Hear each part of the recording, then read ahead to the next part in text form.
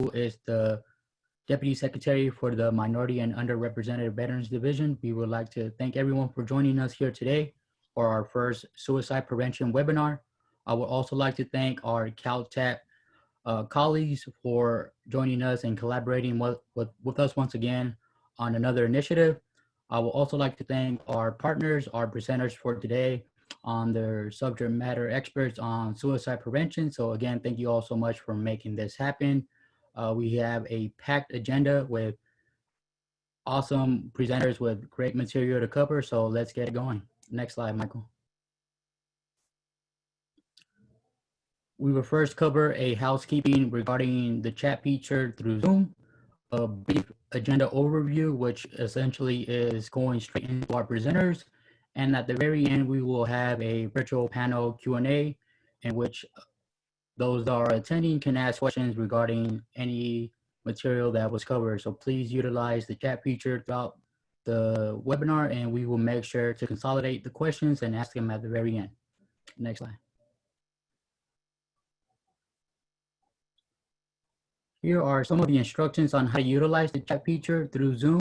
So please, again, make sure to ask questions, any comments. If you're having technical difficulties, please make sure to utilize the chat feature. We have staff members who are monitoring the chat. So again, just please feel free to ask questions, comments, and we will make sure to answer them to the best of our abilities. Next slide. Our first presenter is Michael Seesmiddles from our CalTAP team. A brief introduction to Michael. Michael Seesmiddles is a training coordinator who became part of the CalTAP team in October of 2019. Born in Sacramento, California, he joined the United States Air Force out of high school in 2004 and served as a secondary force leader until the summer of 2007. After he was discharged from service, he went back to school and received a Bachelor's of Arts in Psychology with a minor in Human Development from the University of California, Davis. During that time, he also worked as a student help within his community college financial aid office and eventually became a permanent full-time employee in admissions and records. His time in student services over a span of 8 years fueled an enthusiasm around assisting individuals and helping them achieve their goals. Michael went back to school and eventually received his Master's of Science in Counseling career from California State University, Sacramento in the summer of 2019. During that time, he focused most of his research on the veteran community and their unique experiences transitioning into civilian life. Now he is thrilled to be part of something that has the ability to elevate barriers for those individuals and look forward to fulfilling career, assisting them in achieving their personal success. Michael, welcome. Thank you so much for your service, and thank you so much for being here with us today. The floor is all yours. All right, thanks, Jose. I appreciate that introduction. Jose said, my name is Michael Cisneros. I'm a training coordinator with the California Department of Veteran Affairs. And I'm just gonna go ahead and give a quick overview of our CalTAP program and how we can assist veterans in California. So what is CalTAP? CalTAP is a training, or I'm sorry, is a, I'm sorry. I'm a little distracted right now, sorry. CalTAP is a transition assistance program that's meant to inform and connect veterans of all eras to their earned state and federal benefits, as well as provide them continuous assistance and support throughout their lifetime. What we've done is we've broken the benefits up into 4 different pathways, and these pathways can be found on our website. These pathways are entrepreneurship, employment, education, and a general core curriculum of benefits that don't fit into those 3 pathways that I just mentioned. So let's go ahead and see how you can find those on our website. If you do a Google search of Calvet, our website should be one of the first ones that pops up. If you click on that link, you are taken to the homepage, which looks like this, and you can find the CalTAP link right there in the banner in the middle of the page. When you click on that link, you're taken to our pathways page. Like I said, here you can find the education pathway, entrepreneurship pathway, the employment pathway, and the core curriculum pathway. There is a 5th pathway, the service provider pathway. I won't go into that today, but if you know anybody in the community who wants to work with veterans, feel free to send them to our website to take a look at how they could get involved. So what are those California benefits? Well, one of the main ones that we see a lot of California veterans take advantage of is the tuition fee waiver. The tuition and fee waiver is good for any public California schools. So that's any UC, CSU, or California Community College. It saves veterans about $35 million a year in tuition and costs. This fee waiver is meant for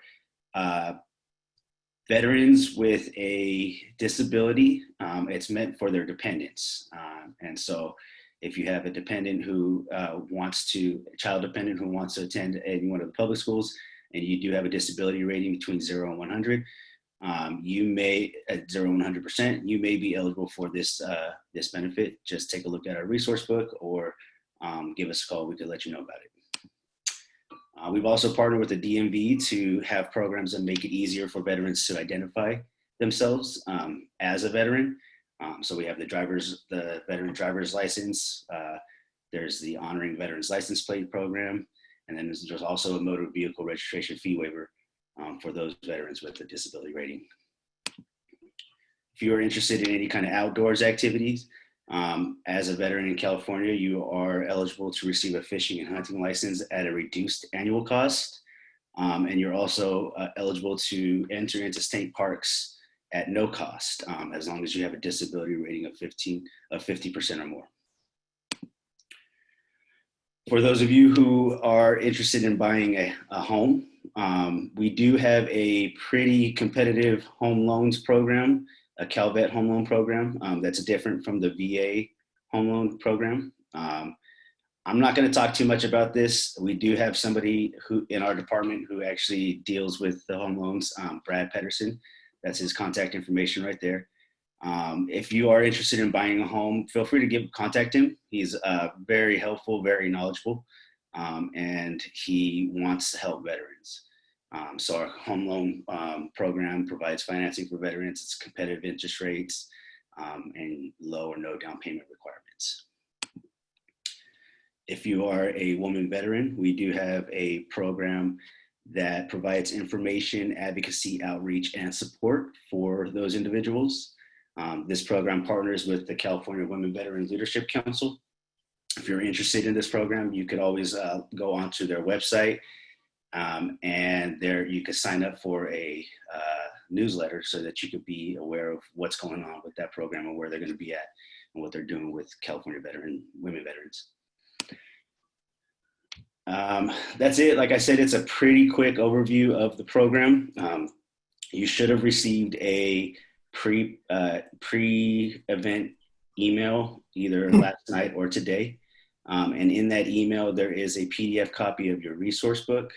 The resource book is going to be gold. Everything that I discussed today about the California benefits can be found in that resource book, or you can simply go to our website and find that information there. That's my contact information. If you have any questions about what I discussed today, feel free to email me and I could pass on the information that you need. Thanks.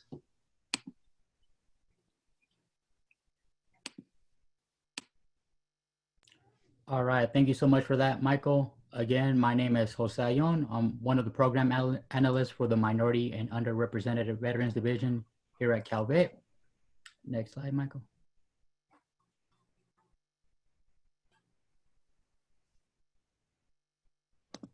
Here's our mission. The Minority and Underrepresented Veterans Division mission is to ensure that all veterans have equal access to their earned benefits regardless of race, ethnic origin, religion, gender identity, or sexual orientation, promote usage of state and federal veteran benefits, programs, and services.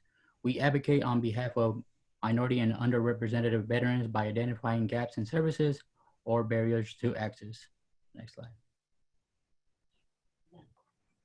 Here's a couple of the programs in which our division oversees. We have our Calvet Pathway to Citizenship program, in which we work hand in hand with various legal service providers through the state of California, which are funded through the California Department of Social Services. We provide webinars, workshops for veterans seeking citizenship or naturalization services. So please stay tuned for upcoming webinars regarding that program.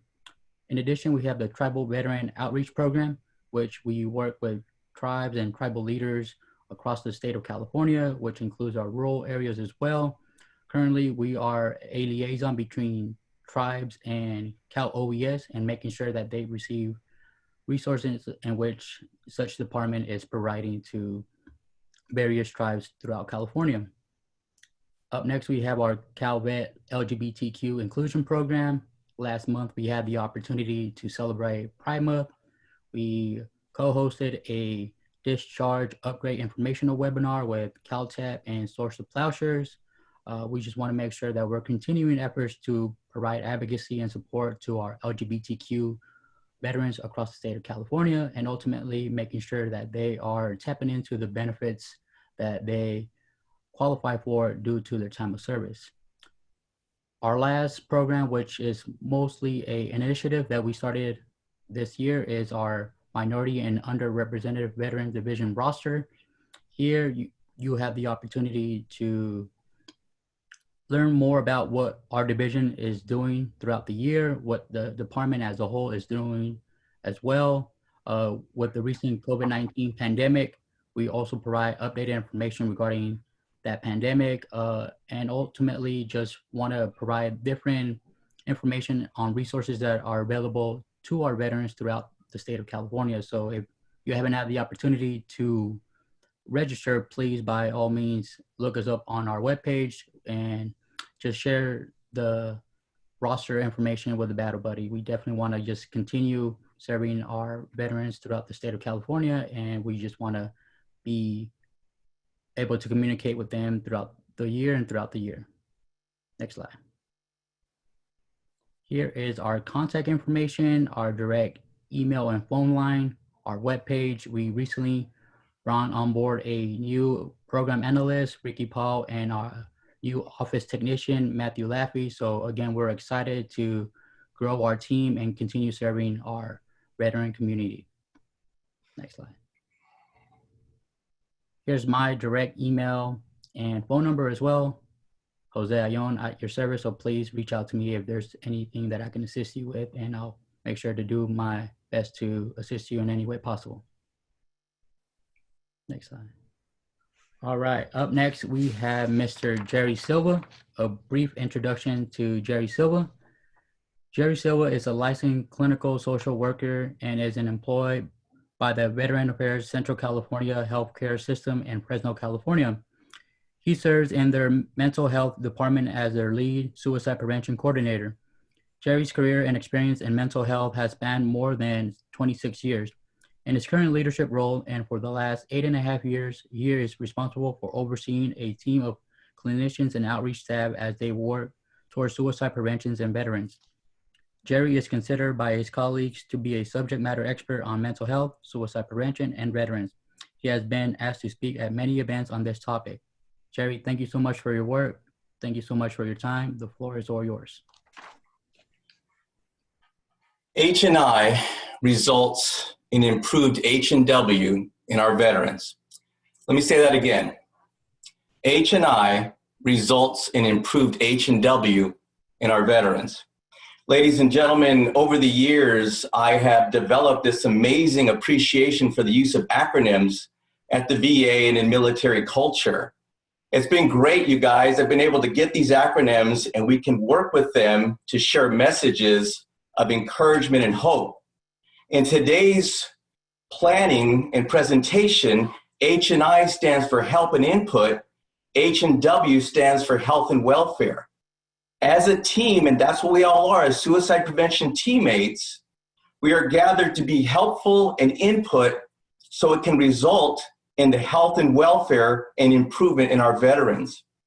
You know, I got a great story, guys. It was just the other day, Mr. Aon reached out to me, and just the day before he reached out to me to invite me once again to speak to this great group, I got an email from the director of our suicide prevention nationwide.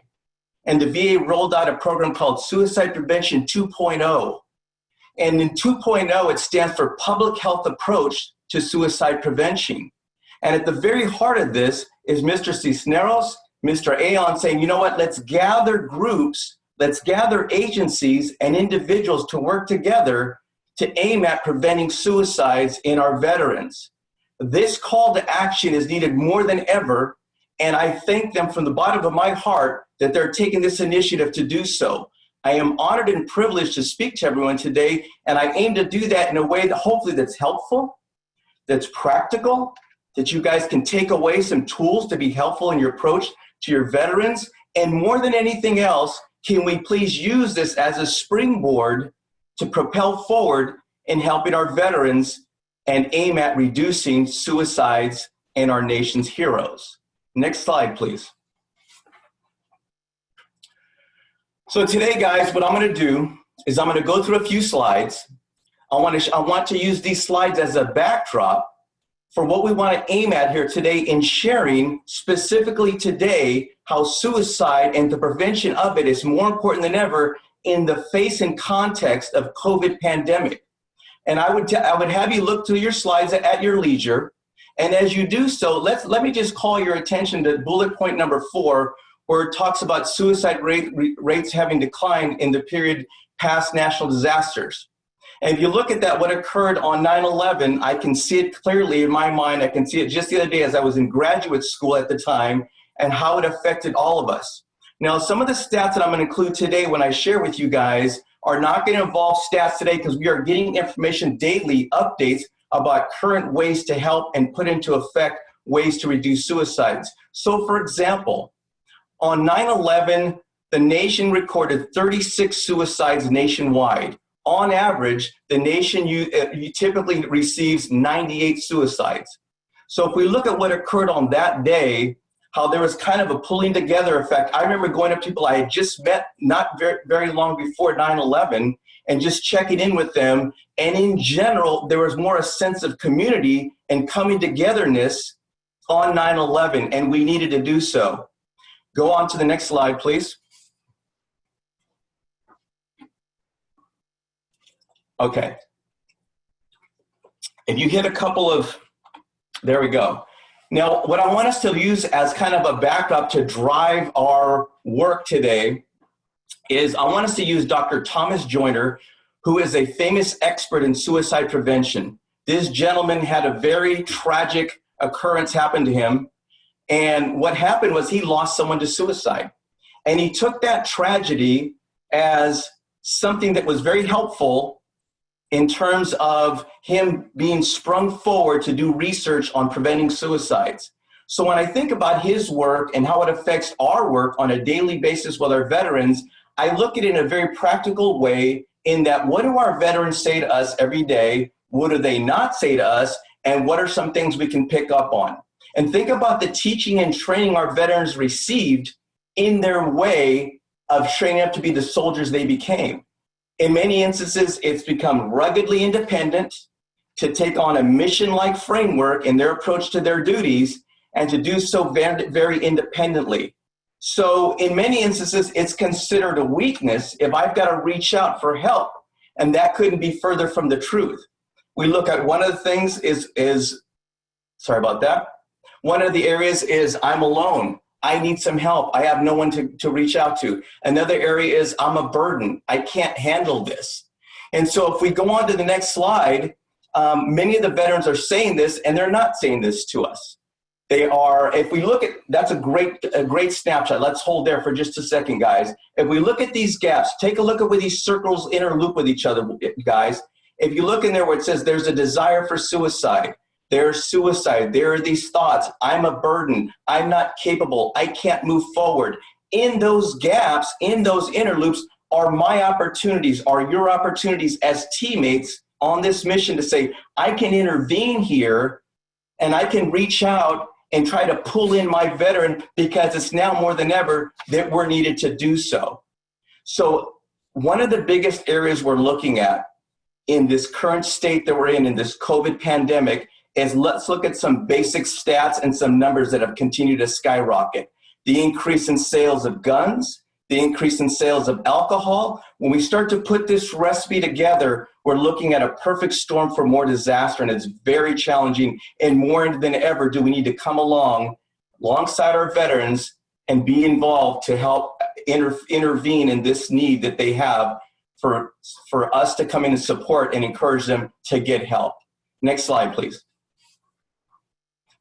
Okay, take a look at this slide, and there's so much happening here. Take a look at the areas where this COVID pandemic has come along and impacted our veterans. Look how it has psychologically, economically, in the physical health of our veterans, the social isolation, which I'm going to come back to and speak to in just a minute, the access to firearms. All of these areas have combined to make a tremendous impact on our veterans. And I'll just say as a side note, here in Central California, our veterans here have a very, very difficult time with all of this, because it was noted in USA Today a couple of years ago that Central California is the second most poverty-stricken region in this country. So in addition to the usual risk factors, the challenges, and the obstacles our veterans have to care, it's ramped up many times over when it comes to Central California and our veterans accessing care and getting assistance. I would ask your attention to the box of social isolation. Take a look at this, and this is the challenge, guys, and this is where my encouragement and request is to call out to everyone and ask for your assistance, because what we're needing here is we're needing some ideas and strategies. So here we are today in COVID-19 with respect to statewide mandates around sheltering in place, wearing masks, working and going about our day in a socially distancing manner. I respect that. I get that. I have no problem with that. Now, on the flip side of that, our veterans, once they begin to socially isolate, stay to themselves, withdraw from others, do not engage in care, all of that at the same time while it's being mandated, it's also driving up the risk for suicide. So I've had veteran after veteran come to our team and say, I am feeling the pinch and squeeze more than ever of my spike levels in anxiety, depression, thoughts of suicide, wanting to harm myself. So here we are as caregivers trying to lend this support encouragement. And one of the biggest ways we're seeing now, and this just came out in a lengthy meeting I was involved in yesterday, is that they've done research on when I connect video-wise, face-to-face with my veterans and my teammates, that they're finding it being almost equally as effective as connecting face-to-face. Now, that's pretty hard for me to believe, you guys, because I'm pretty much old school. You just can't beat that face-to-face feeling. But I'm not going to argue with the research. I'm going to just ask that we all at least give it a try, whether it's FaceTime, video connections, Zoom meetings, you name it. Let's all give it a shot to see if it might be helpful to start bringing down just a little bit and decreasing that risk of suicide in our veterans who are at this time more than ever having to socially isolate and in need of our connection. Next slide, please. So, going back to Dr. Joyner, once again, we talked about this. I feel lonely. I'm isolated. I'm having struggles getting access to care.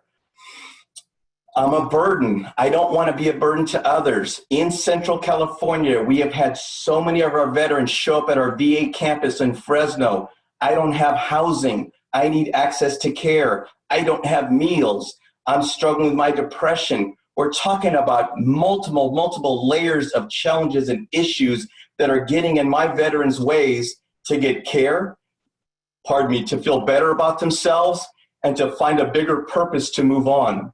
And with that said, one of the big areas that we've just been mandated on is we are really reaching out and we are really encouraging the use of gun locks. National VA is sending out boxes and boxes of gun locks.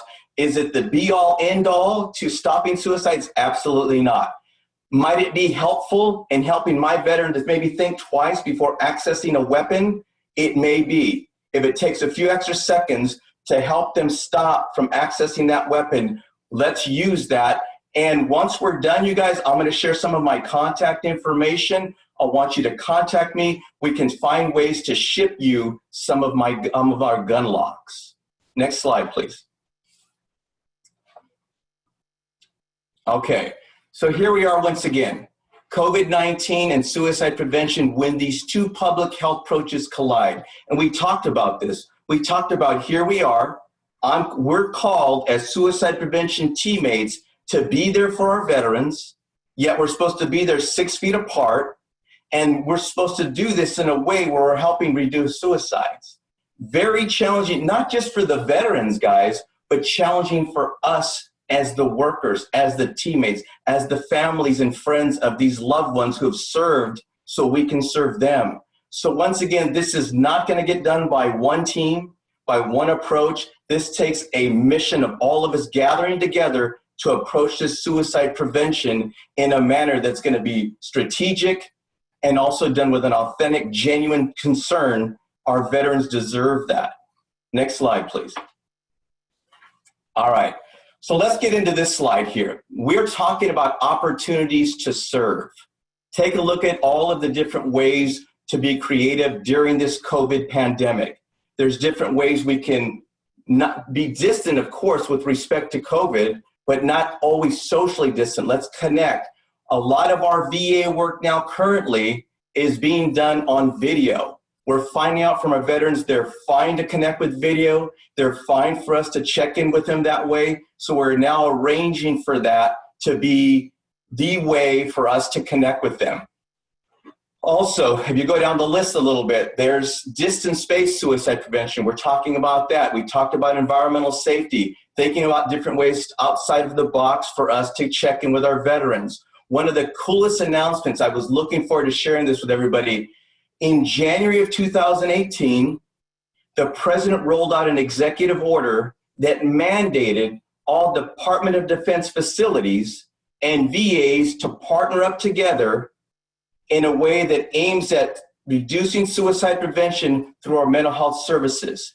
So for the last 2.5 years, me and my coworkers and our managers have been working strategically round the clock to get these meetings and come up with a great strategy to meet the president's executive order. And as of Tuesday this week, we've been approved to have one of our suicide prevention team clinicians outposted to the Lemoore Naval Air Station. We're in the process of recruiting an individual now. We're going to outpost them there 5 days a week. And the aim is looking at our active duty military gentlemen and women as they are discharged from service and they transition to civilian status. How can we get them in to civilian VA care with the support, with the resources they need that will not only help them be safe, but help them thrive as they transition to the civilian life?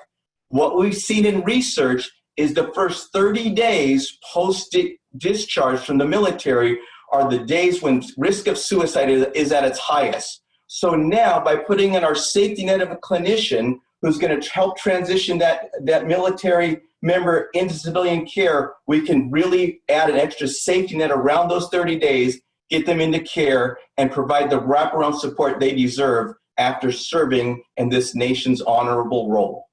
Next slide, please. Okay, so what are we talking here about, guys? We are talking about acronyms, okay? Again, we talked about the importance of acronyms. If you look at the first four, our team has gone for years. We go in the community, we go to events, we talk about SAVE training. SAVE training basically is suicide prevention training. And let's look at this, the acronym, how it unfolds here on this slide. S is for knowing the signs and symptoms of suicide.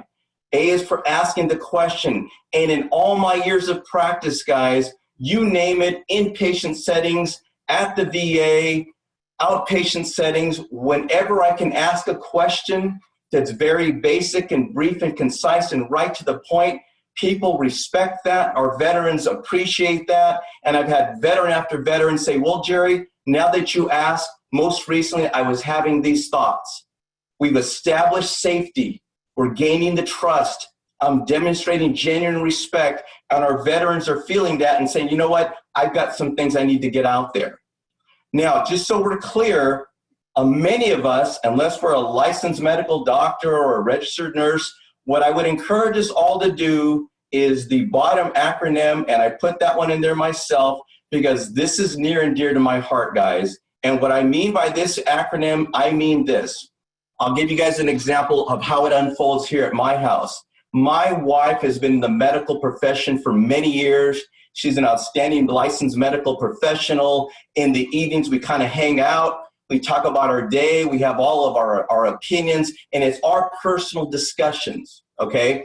For purposes of my 8 hours a day of my work, I am called to practice my licensed clinical work within my scope of duties and within the California scope of licensed clinical social worker practice, which does not involve medications. Okay, just so we're clear.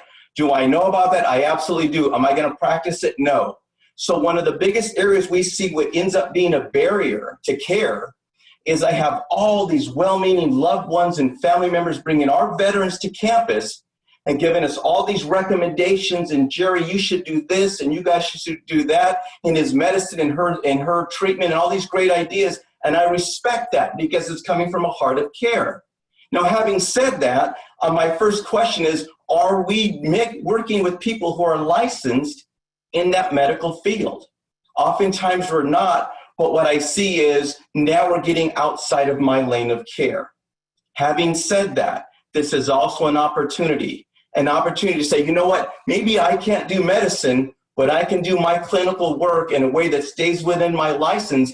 And I personally know great doctors, great nurses, great psychologists, great family members who can fill these roles in a team-like framework that now, when we surround our veteran with this team-like wraparound care, our veterans are well on their way to improved health, welfare, safety, and beginning to thrive once again in their life. Next slide, please. When I see this slide, guys, what I think about is these conversations. And I've got to share this in a way, guys, where it kind of actually unfolds once again in my personal life, and I'll just be transparent. Oftentimes I'm on the couch. Luckily, my wife is a huge sports fan. We sit on the couch. We're watching ESPN. And if you look at the bottom of the screen on ESPN, there's a little rolling ticker. Usually we all call it a ticker, but in TV language, it's called the crawl. And if you look at that, there's just constant information, constant updates. And I think about that as it relates to this slide. Because as we're having conversations with veterans, as we're having conversations with loved ones, we typically are talking here, but there's a ticker or a crawl that's kind of rolling around. And that conversation isn't always given volume or given voice. I'm not going to say this because I don't want them to think that. Now, here's the reality, guys. If you look at the right side of that screen, of that slide, let's talk about suicide. How many times have I been in conversations for years with thousands of veterans that right at some point I say, hey, does it ever get to the point where you're actually having thoughts of wanting to kill yourself? Each time I've done that, regardless of setting, regardless of veteran, regardless of situation, the entire tension in the room has just completely chilled right out. I've watched it, I've experienced it, and the response I get is always saying, well, Big Mouth Jerry brought it up, so as a matter of fact, just last night, and then now we're getting into the real conversation. Not this one, but this one, the one that counts the most. And what I want to encourage everyone is to have these conversations. No, you can't give that idea. No, you're not going to make them do that. What you're going to do is allow them, give them permission and encouragement to say, it's okay, I want to share this with you. I'm here to openly listen to how you're feeling. Next slide, please. Okay, what I want to share is just a couple more closing remarks before we wrap this up. I want to share another announcement that just came out this week. And one of the announcements, as our national leaders rolled out, that in 2 years from today, from this month, in July of 22, we will have a new national crisis hotline number which will make it easier and more accessible to contact. All we'll have to do is dial 988 when we're struggling with suicidal thoughts, and that will connect right over to a nationwide crisis counselor who can assist our veterans and families and loved ones and the public as it relates to suicide prevention. What I want us to do is begin to start spreading that around, because in a couple of years, once it unfolds and comes into effect, I want us to look at that, because in many ways, suicide is a lot like COVID in that one pandemic has gotten more critical in the context of another pandemic.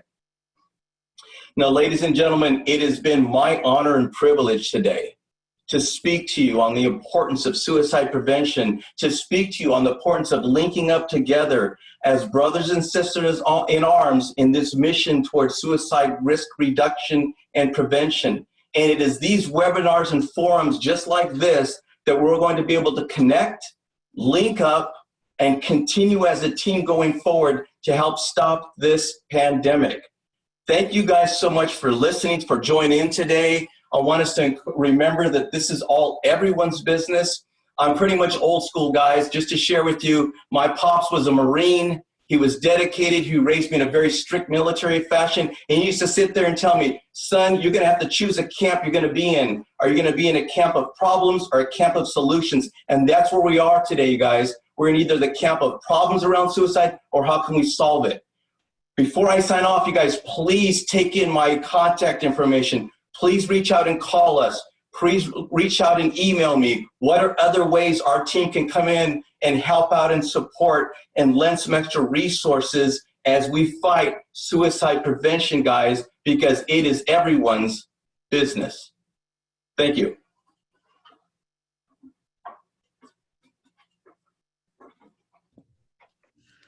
Thank you so much, Jerry. Again, if you have any questions for Jerry, please feel free to reach out to us via chat. We'll pass out his contact information as well.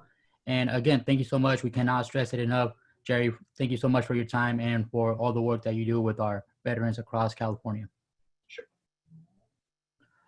All right, up next we have Krishna Flores. Brief introduction to Krishna Flores.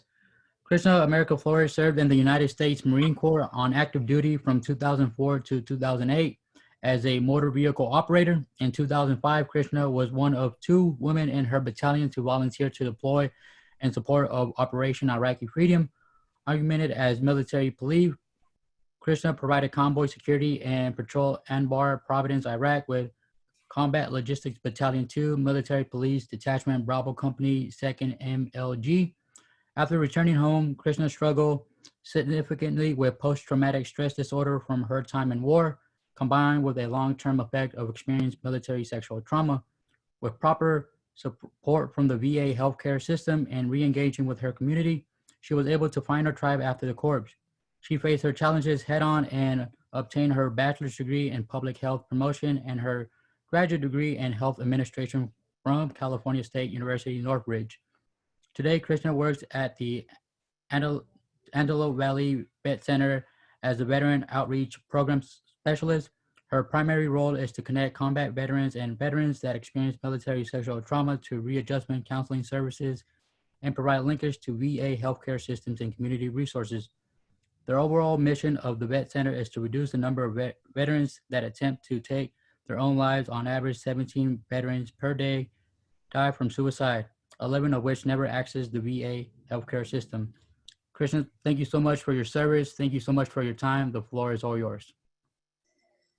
Thank you very much for that introduction. Jerry, thank you so much, sir. I learned a lot. Thank you, appreciate that. I'm really happy to be here today. I wanna thank everyone that put this webinar together and say thank you. And I'm happy to be here today to talk about a resource that I think is valuable and can be found anywhere in the United States. And while I do my presentation, I do tend to share my story and my transition because I, like many other veterans, at one point didn't want to be here. But if it wasn't for me accessing the VA healthcare system, I wouldn't be here today. So after that, I found purpose. And in finding purpose, I want to share my story to hopefully connect with veterans out there who maybe feel the way I did, or in the past felt this way, or I just resonate deep inside with you. That's my goal, to make that connection and to encourage you to seek support from all of the resources that are available to you, thanks to your service and to your commitment to your country. That being said, let's get started with what the Vet Center program is. Next slide, please. All right, so the Vet Centers are community-based counseling centers that provide a wide range of social and psychological services and outreach support to veterans, active duty service members, reserves, and National Guard. and that served in combat zones or any area of hostility. That includes service members that experience military sexual trauma. And these services are extended to family members for military-related issues. And these services are free at no cost to the family nor the veterans, because these are benefits and services that you have earned through your service to your country. Next slide, please. I'm gonna talk about eligibility, but I also don't want anyone to walk away from my presentation thinking, oh, I'm not eligible because I don't fall directly into one of these 5 bullets. That's not our mission here is to support any veteran that comes through our door. And it's not about making people uneligible, it's about finding how to make them eligible. So the first criteria to accessing counseling services is being, 1, served in a combat zone or area of hostility, which goes back to the reason we were even established, which I will get into shortly. The second is experiencing military sexual trauma. It doesn't matter when it happened, if you were on active duty or if you were on a drill weekend, if you were in the National Guard and it happened on a drill weekend. If you experienced anything related to military sexual trauma, sexual harassment, and so forth, you can come into the Vet Center now and forever. The next qualifying eligibility is drone crews conducting combat operations stateside. So that doesn't just include the pilot, that includes the whole team that is running those operations, because those operations can also have some personal internal effects for individuals that are participating in combat operations. The next bullet says those who provide direct assistance to casualties of war that are not located in the war zone themselves, but operate stateside. That includes doctors, nurses, social worker, mortuary or affairs staff who operate stateside, but deal with the realities of war every day. They could come into the Vet Center for services as well. And Vietnam veterans that received services prior to January 1st, 2013 can also continue to receive our services now and forever. At the very bottom, it says, regardless of discharge character. It does not matter how much time you served or your discharge character up to dishonorable discharge. That will not be a barrier to access to care for the vet centers. I'm gonna make that clear. Discharge character does not matter in regards to accessing our services. Next slide, please. So our mission is to welcome home and honor those who served, those still serving, and their families by reaching out to them, engaging their communities, and providing them with quality readjustment counseling services in a timely manner. Suicide prevention is our #1 priority, and we will not rest until we reduce the number of suicide for veterans to 0. Next slide, please. I'm missing, can you click it one more? Okay, go back. Yeah, I don't know what happened there. All right, so I wanna kind of talk about how the Vet Center came to be, all right? Because I get goosebumps when I talk about the Vet Center history and how it came to be. So the historical impetus of developing a concept for veterans post-war readjustment counseling services came in the wake of the Vietnam War. Vietnam War veterans were returning home in large numbers after 1969, and the nation and the VA was not prepared, nor did the VA have a specific treatment approach towards treating psychological and psychosocial problems related to combat trauma. And at the time, any lessons learned earlier in returning combat veterans had been forgotten. And PTSD had not, in the 1969 when they were first coming home, had not been developed. So in many cases too, veterans were actually being misdiagnosed with pre-existing personality disorders and schizophrenia. But that all changed in 1975 when Senator Alan Cranston held a public hearing for Vietnam veterans to voice their concerns. And from that veteran cohort, the VA and the nation learned that by not providing Vietnam veterans with treatment for post-war related psychological problems, it can develop chronic psychological issues, and lifelong dysfunctional patterns of behavior, such as risk-taking, alcohol abuse, and so forth. So from this public hearing came into law, Public Law 9622, and it established Operation Outreach. That's the original vet center name. It was originally a 3-year pilot program. And in 1979, we were signed in to law and implemented by the Department of Veterans Affairs. So we are an entity within the VA. So in 1979, 91 vet centers opened across the United States, and veterans were hired to provide the readjustment counseling services and to do the outreach, which is, even though our name has changed, the idea of actively reaching out to veterans is still a practice that we do today. So once we were established, the vet centers became recognized as the first program designed and attuned to address the psychological and social consequences of combat-related problems before the recognition of PTSD by the American Psychiatric Association in 1980. And in 1980, once that happened, once we gave PTSD that term, previously known as at the right bottom, soldier's heart, shell shock, battle fatigue, and post-Vietnam syndrome.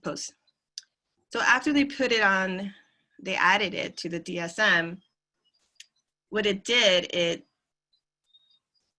established the psychological trauma was understood as an aftermath of an overwhelming life experience like combat or experiencing military sexual trauma. Next slide, please. So today, for the past 41 years, our organization has prided itself on being different and doing whatever it takes to support veterans and to advocate for veterans and their families. So today, the vet centers provide confidential readjustment counseling services at 300 vet centers throughout the United States. We have 83 mobile vet centers, which means counseling offices on wheels that can drive into remote cities or areas to provide services. And we also have numerous outstations and community access points, along with 24 hours a day, 7 days a week, combat call center. And in this map, you can see that vet centers are found all throughout the United States, in Alaska, Hawaii, Puerto Rico, Guam. So at the end of my presentation, I will be showing you how you can locate the nearest vet center to you. Next slide, please. So I want to let's go into the why the vet center is relevant today as it was when it was first developed. So let's go over some important facts. In 2017, veteran suicide rates were 1.5 times greater than the American who never served in the military. Just wearing the uniform alone increases the probability by 1.5. That's without experiencing a deployment in combat or military sexual trauma. The number of veteran suicide each year has exceeded 6,000 deaths since 2008. And of those 6,000, 2,000 are women veterans. About 17 veterans a day across the country take their own lives, 11 of which never access the VA healthcare system. Like I said earlier in introduction, I wouldn't be here today if it wasn't for accessing and asking for help. In 2016, veterans accounted for 14% of all adult suicides in the US, even though only 8% of the country's population has served in the military. That number, that bullet point always sticks out to me. I will never forget it. We make up 14% of all adult suicides in the US. It's a big issue. It's an important issue. Suicide rates of veterans aged 18 to 34 steadily increased by 76% between 2005 and 2017. Nearly 38% of all veteran suicides in 2017 were from individuals 55 years and older. Next slide, please. So what's the vet center's approach in preventing and reducing veteran suicide? The first one will be our proactive outreach, my job, my position. My job is to go out in the community and educate the people, veterans, active duty members, reserve units, employers, anyone that will listen about the vet centers and our services and how we can support maybe veterans that are coming through other programs. So our outreach component is super important and can date back to our inception. We're also required to establish community relationships because like Jerry said, sometimes when you come in, maybe, yeah, you need to see a counselor, you need to talk some stuff out and process some things, but maybe you're about facing eviction. Maybe you're about to be homeless. Maybe you lost employment. Maybe you don't have food in your refrigerator for your family or gas to get to work. But your local vet center will have established relationships within that community where if a veteran walks in with those social needs, they will be referred to be supported, get back, stabilize them, and we will reach back around or swing back around and provide our assistance. Eliminate barriers of access. Well, we accept dishonorable discharge. I mean, I don't know how much more of a reducing barriers you can get. We do have some eligibility criteria, but like I said, if you don't fall into those eligibility criteria, do not think that you're not eligible, because you may be. Maybe once you get into that one or second appointment and you establish that relationship, you'll share something that in fact was a traumatic experience, but you just weren't aware of it. Bridging the gaps in expedite services. Bridging the gap where I make a referral for a veteran that is experiencing hardship to the right organization.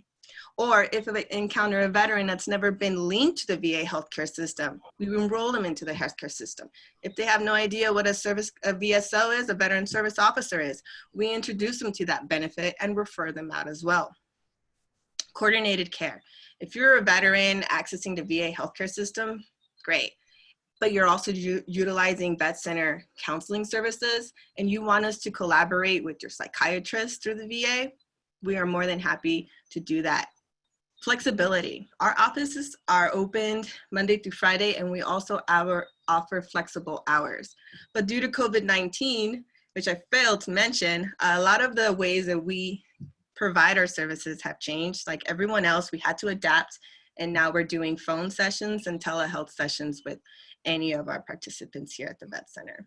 Vet center call center is another way, another strategy that we use. We have a line that's just like the crisis line available to you 24/7 to an active duty member, veteran, family member. It's just an important number to have. And the high-risk suicide flag protocol. If we have veterans that perhaps had gotten services here in the past and decided I'm good to go, but many years pass and let's say their PCP notices that they are perhaps have symptoms of exhibiting depression or suicidal ideation, we will be notified and we will then be able to reach back to that veteran, touch base and see how we can further support them, get them back in here. Because there's nothing wrong with going back for what I like to call a tune-up, because you learn these coping skills in these sessions to be able to navigate through the emotional and physical response of your experience. Because the experiences that you've had, they're not going to go away. The best thing we can do is learn these coping skills, and sometimes we got to go back to sharpen those tools up or maybe add new skills, because the evidence-based practice in treating readjustment counseling or PTSD is always growing. So there's always new modalities to implement and learn. So it's not a bad idea if you're struggling, if you've tried it before, to swing back around and freshen up those tools. Next slide, please. I thought I had control. All right, ladies and gentlemen, I would like you all to take a screenshot of this or take out your phone, take a picture of these numbers. They are emergency numbers that you can use if you find yourself in crisis or a family member in crisis, or you don't know what to do, or if you get an inkling. These are good numbers to call to get some support. And so you can share those resources with your veteran or your loved one and so forth. You can also, and we also now have a text option. And Jerry just mentioned 2 years from now, we're gonna have a 3-digit number, I think, if I recall, which I think is pretty awesome. And I can't wait to see that. Yeah, okay, awesome. I thought that was really cool. All right, next slide. All right, so confidentiality. A lot of veterans, when they come to the vet center, sometimes they're active duty, sometimes they're veterans and they're pursuing law enforcement careers, or they want to become an FBI agent. They're truly afraid of their command or their employer finding out that that they're going to counseling, or that they may have PTSD, because there's a lot of stigma still associated with saying, I have post-traumatic stress disorder. So what we can say is we hold your information is our #1 priority of keeping secure. If a command or someone doing a background checks calls and they want to find out if you're receiving services here, we can either deny or confirm that you are receiving services here. The only time we will release any information, and it will be very little of it, is if you express that you're going to harm yourself or someone else. So that's always been a concern for people. So because people think, well, my command's going to want to call and find out if I'm fit for duty. So I just want to say that we hold confidentiality very high here at the vet center, and we're very careful with personal information. Next slide, please. So I want to talk about our staff. Like I mentioned earlier, when we first opened up in 1979, we hired veterans to provide the counseling and outreach services, and we still do today. I can confidently say about 90% of our staff are veterans themselves who also have experienced war. So yeah, we're here and we're dedicated to serving any individual that's committing to improving their quality of life and your families. Next slide, please. So these are the services that we offer. We offer individual counseling, group counseling, and the referral services. And I'm going to go into each one in detail. Next slide, please. Cool. I gotta shift here. Okay, so readjustment counseling is offered to make successful transition from military to civilian life or after traumatic event experience in the military. And like I said, we offer individual, group, marriage, family counseling. So when I got out of the Corps, like I said earlier, I shared my transition. I thought I had my ducks in line, my I's dotted, my T's crossed, but once I got out, nothing really went as planned, especially when I had really not addressed my combat exposure. I did convoy security in Iraq. I literally walked up to equators or objects in the side of the road and physically with my hand or a K-bar inspected for IEDs or bombs. We lost Marines. We did a lot of things out there that I never thought I would question. But once I got out and I started, the challenges just started building up. My employment didn't go as planned. Education wasn't going as planned. I failed my first two semesters of community college because I was unable to adjust to the environment. I did not understand why people did not function the way I did, which was, it's either complacency kills. If you make a mistake, someone may die.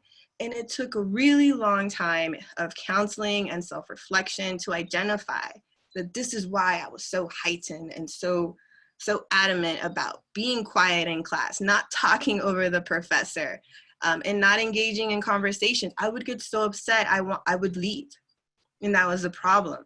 I could not reduce that anger or those thoughts and feelings that I got. And plus being older and my peers being much younger also posed a challenge, and my life experience as well.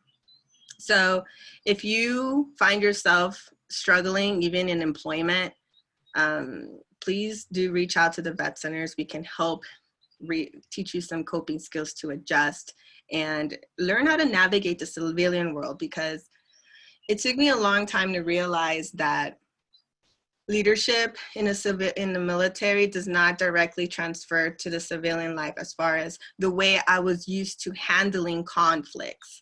I had to learn how to handle conflicts in a more proactive way.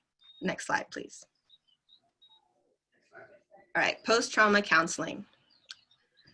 So trauma counseling for issues related to combat, sexual assault, and military accidents. Related problems may surface years after the actual event and can include the following. Again, I share my story. So right after I got back home from Iraq, I went back to my duty station, and I remember as soon as I got there, I volunteered to deploy again, but they would not let me because they said I had to decompress. So while I was not able to stay fully distracted, I started exhibiting a lot of these symptoms that you see bullet point here, right here, like anger, irritability, nightmares, trust, intrusive thoughts, hyper alertness, depression, guilt, problems with authority, emotional numbness, intolerance to crowd, and trust issues. I also started feeling and learning about survivor's guilt and moral injury that I experienced while in combat. Along with being the only female in my squad, it was very hard to share with anyone how I was feeling because no one could relate to me. So if any of you can look at these symptoms and circle more than 4, I want to strongly encourage you to look up your nearest vet center and see if you can get some support so we can reduce. Like if you had a scale from 0 being not a big issue in your life to 10 it being a really big issue. Before therapy, I think I would have been on the very high end. But with therapy, I would say it's a mixture between being in a 3 to 7 zone. And that's much better than being in that heightened state. So that's what readjustment counseling can do to any individual that's struggling with any of these symptoms that you see before you. Okay, next slide, please. Couples counseling. We provide couples counseling here at the Vet Center, and I highly encourage anyone that has symptoms of PTSD or you're aware or been diagnosed with PTSD and you notice that you have changed. Maybe you're not the same person you were before, or maybe your partner doesn't understand what PTSD is and how it affects you as a person. Please utilize our services for couples counseling so we can strengthen the line of communication and educate both of you on ways to communicate effectively and be able to move on with the new you. Because I think a lot of the time veterans get stuck with, I need to be here. I need to be who I was back then. But I'm really sorry, but that may not be achieved because of the experiences you've gone through. But I don't want it to be seen as a negative. Being able to develop self-awareness of where your trauma comes from, your anger, your depression, everything is empowering to an individual, and it gives you more control to be able to deal with the physical, emotional, or the thoughts that you have when you're triggered. So I think couples counseling should be utilized by anyone that needs that support in that relationship. Next slide, please. All right, military sexual trauma. Like I shared, like Jose shared in my bio, I did experience military sexual trauma right before I deployed, and I deployed with my assailant. I didn't report it because I didn't want it to pull me out of my deployment. Because the number one reason I joined was to go to war. I was born in New York, and after 9/11, I had made my decision, and I was gonna let no one take that from me. So I didn't report it, and I will say that it had a great effect on me once I transferred out of the Marine Corps, and I don't have time to think about this right now. I gotta focus on the mission. But once I got out, I had so much time on me that I kept thinking about the past and what happened and how it made me feel and how could I be betrayed. But it's not just women. Yes, 1 out of 4 women experience some form of sexual assault or military sexual trauma, but also 1 out of 100 men. And I know that for males, it's not broadly spoken of yet, but I do know the day will come, and I hope it does, where we are more open about discussing how men also get assaulted in the military. So it does not just affect women. Now, we provide readjustment counseling for sexual trauma, regardless of time in service, discharge. We provide it. You don't have to prove it to us. We don't need evidence of it. You just need to, at some point when you feel comfortable, disclose that you experienced it and you qualify to receive our services now and forever. Next slide, please.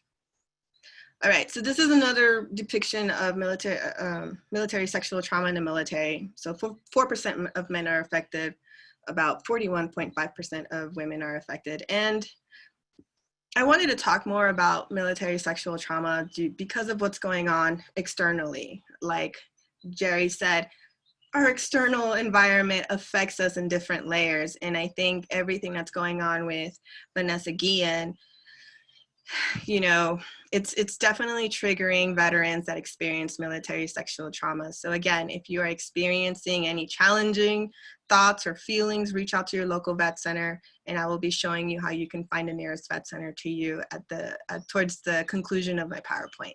Next slide. Next, okay. Okay. So we also offer bereavement counseling to any family member that has lost a loved one in active duty or downrange. Now, I know it's hard. I know this is a hard topic for me because I'm glad that we provide this service and we're able to support families through that painful journey.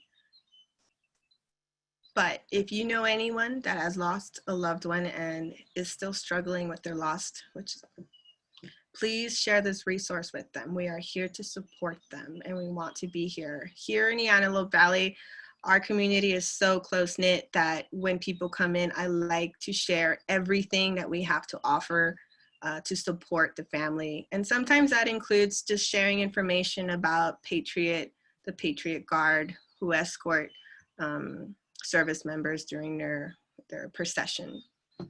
Next slide, please. Okay, we offer vet center groups. So these are just the vet center groups that we have here. Other vet centers will have probably a mixture or the exact same groups. Vietnam PTSD groups, substance abuse groups, significant other groups. For significant others, I did mention that they could come into the vet center. And I just want to say the service member determines who their family is. We don't have a rule that says your mom or your sister and your dad and your wife can only come in. If the veteran says that his aunt is like a mother to him, then his aunt can come in. His fiance, his family, good to go. She can also access our services. I just wanted to throw that out there. So we offer women's PTSD groups as well, significant other groups. And the groups are a really good way to build a community, a tribe, which I think is vital for a successful transition for veterans to meet and know mind-like peers who have gone through the same experiences, because then you guys can support each other in the vet center and outside of the vet center. Next slide, please. Referral services.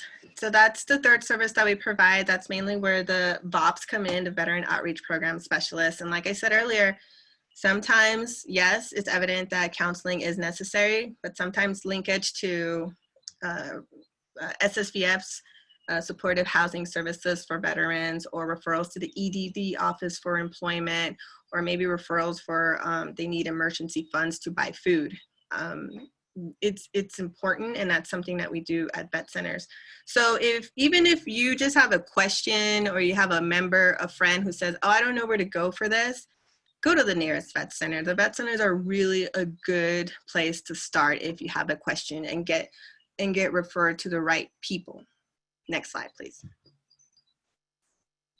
All right, so I'm towards the end of my presentation. Thank you all for your time and your attention and for letting me be vulnerable with you today. I want to show you all how you can find the nearest vet center to you. So you would go to www.va.gov. Can you click it? Click it one more time. There should be a red circle. There we go. You see that red circle? Click on Find a VA Location. Next slide, please. It'll lead you to this page, and when you see that orange arrow, search by city, state, or postcode. Just put in your state or your zip code, press enter. Next slide, please. and it will generate a list of vet centers near you. So I did Los Angeles County because that's where I reside. Well, my vet center resides in LA County, and you see the most northern little dot thing there, the marker. It says Palmdale. That's where I'm casting in from. So hello, everyone. All right, so it generates that list. It gives you the mileage, the number, the address. Just call them and tell them that you want to schedule your first appointment. And because of COVID right now, it'll be a phone session or a telehealth. Next slide.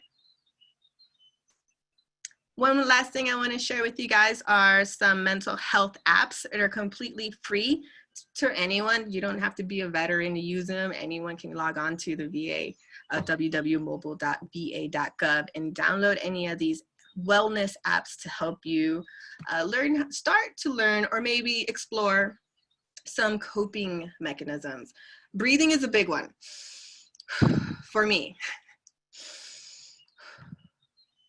All right, next slide. I think I'm done. All right. Thank you everyone for your time.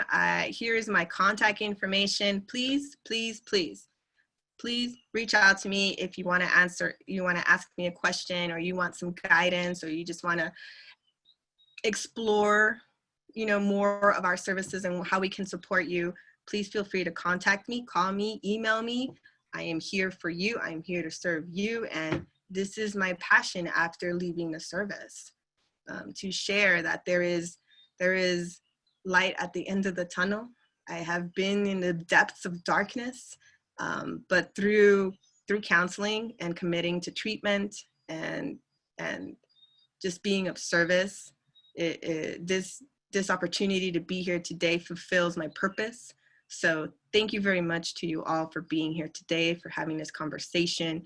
And if I at all resonated in you at all, please reach out to your local vet center or to me so I can link you up. Thank you so much. Thank you so much, Krishna, for sharing your story, for your service, and of course, for your commitment to our veterans across California. Up next, we have Mr. Robert Storer.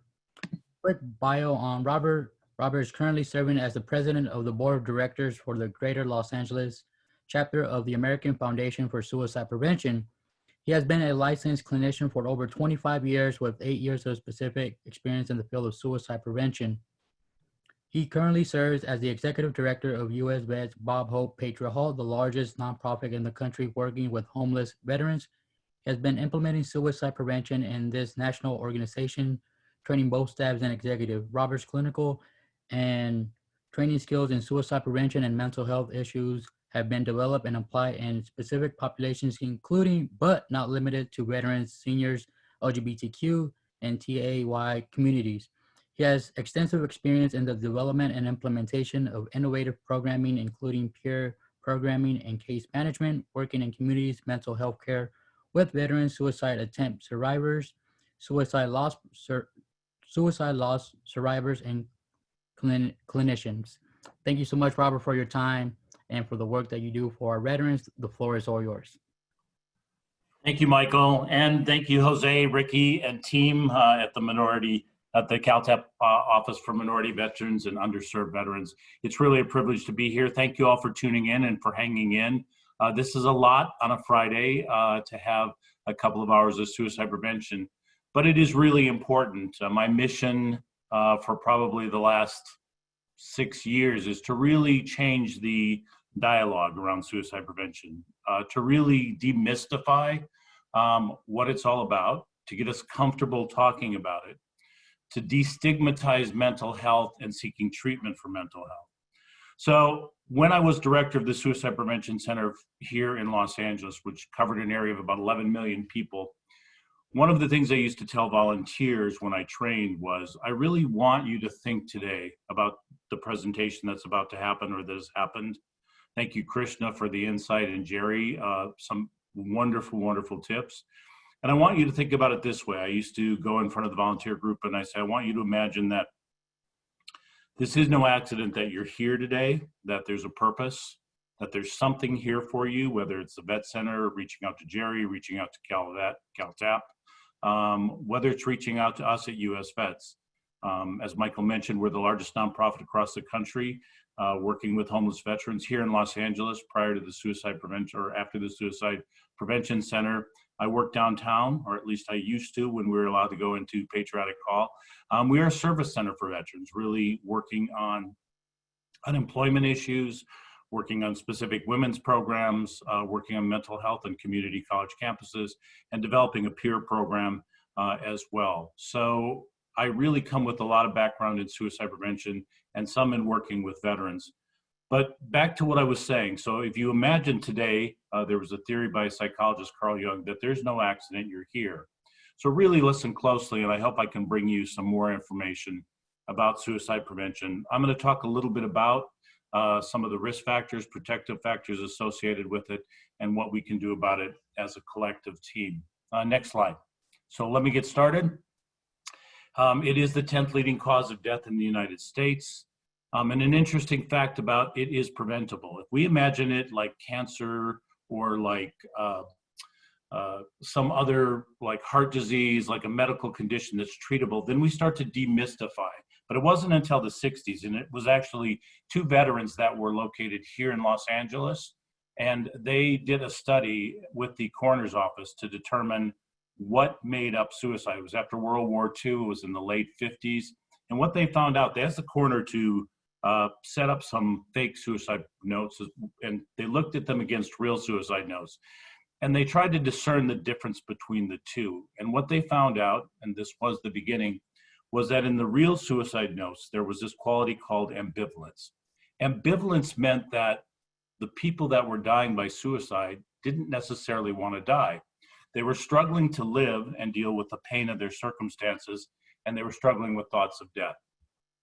But there was no prevention strategy. So it was the first time they realized that somebody thinking about suicide did not have to go on inevitably to die by suicide.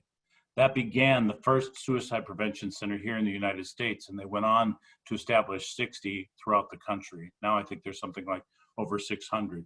So suicide prevention is becoming alive and well, but it wasn't until really 2016 in the VA that they started to really look at what makes up the factors. And it's a complicated process. Suicide is not a one sort of off situation. It has to do with a lot of factors, but let me talk a little bit about that and then talk a little bit about what you can do to prevent it among yourself, among your friends, among your family members, among your fellow brothers and sisters that are veterans. The last thing I want to share is I want to be conscious today on a personal level that there are those of you, if statistics are right, and I found this out while working at the suicide prevention, that over 50% of us will have experienced a loss due to suicide. And in some cases, that loss will be a family member or close friend. I am one of that 60%, 50%.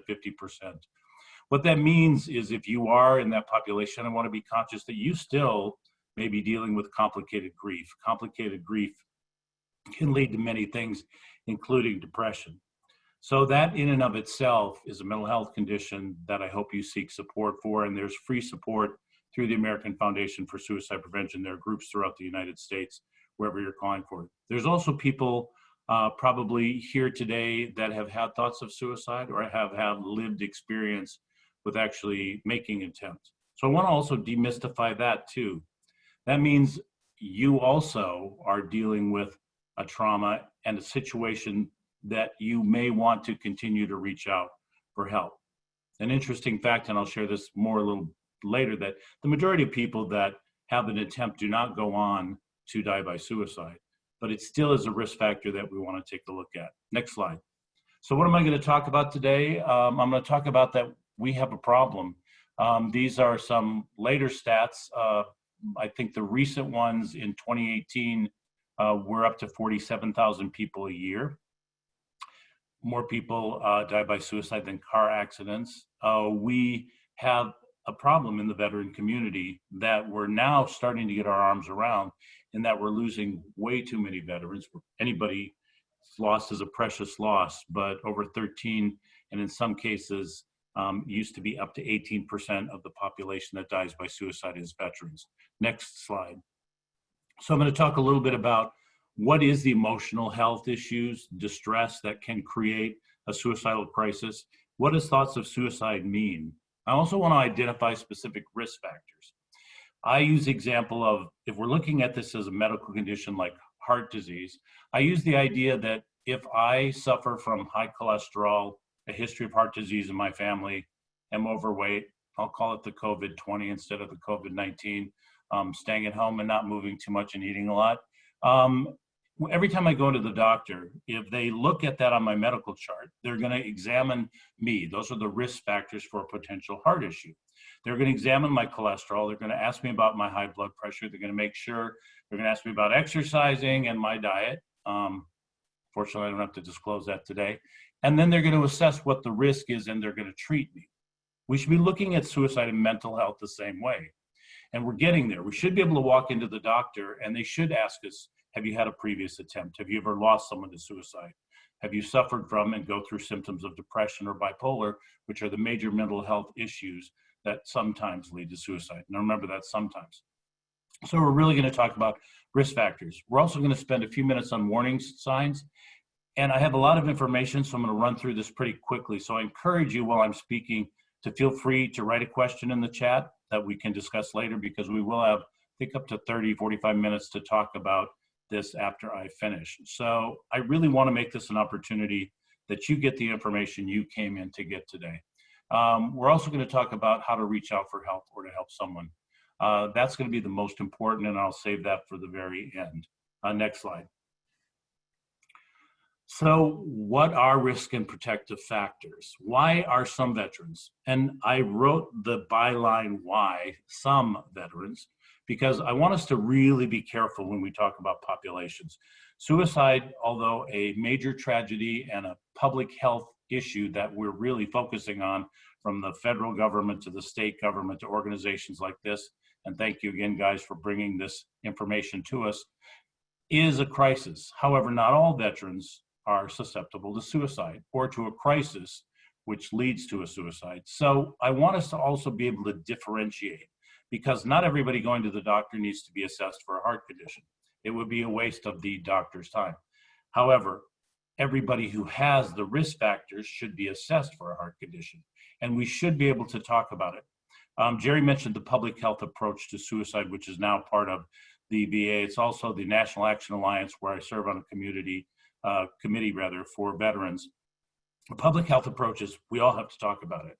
I appreciated really what Jerry said about staying in his lane. I am a licensed clinician, so there are certain areas I would go into that maybe a non-licensed person wouldn't, and I'll talk about those later. But we all need to become comfortable. My goal, again, is to get us all comfortable talking about suicide as if it's any other public health issue, and then finding how to assess it, how to discern when it's a risk, and how to move forward on that. Next slide. So I'm going to run through these really quickly, but I also want to demystify risk. I've talked about suicide, and I've taught suicide prevention for the last 4 or 5 years of my career. And I never cease to amaze me when I go into an organization and I say, what's your strategy if you have someone who's suicidal? Well, it's to call 911 and get the police out.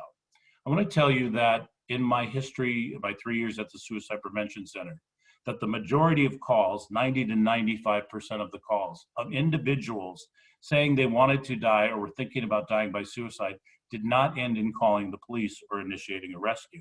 So we have to get clear that we can assess and work with people who are suicidal if you're a case manager or a clinician or anybody who's working with veterans. We do need to know how to refer out for a higher level of care based on some of these risk factors. So I want to demystify suicidal thoughts. If you've ever suffered from a depression, I have, then you would naturally or may have naturally had thoughts of suicide. That doesn't necessarily mean anything about your desire to die by suicide. It's a function of the depression. The mind has this strange process we call emotional congruence. When I don't feel bad, when my biochemistry is off and my neurological connections or my energy or my lack of food or my lack of sleep, any numbers of factors, my psyche, my mind is going to search for what is wrong here. And the reality is nothing may be wrong, but it may go to, I've been exposed to suicide, having lost someone, so it may go, are you suicidal? Have you thought about suicide? It's nothing to do really unless you go to moderate risk. Some people are plagued by more suicidal thoughts based on trauma or other factors in their biochemistry, their mental health issues, or what they've been exposed to in terms of loss due to suicide. They may have more often suicidal thoughts, and they may even thought about how they would die by suicide. That still is what we would consider a moderate risk, and something that clinicians, case managers, need to understand that they can ask the question and not panic. The reason we're not asking most people about these things is I'm afraid if I ask you and you say yes, what am I going to do? Am I in danger? Do I have to call the police? No, as Jerry mentioned, you're going to make it safe for somebody to talk about suicide. And then if you discern that there's a moderate or high risk, you're going to refer them to a clinician or to an organization like the vet centers that Krishna talked about. Support is available. What discerns high risk? High risk is if I've had thoughts and I've thought about how I would do it. I have the desire now, and I've thought about it. I have the capability. I've decided this is how I would do it. And it's starting to plague my psyche and my ability.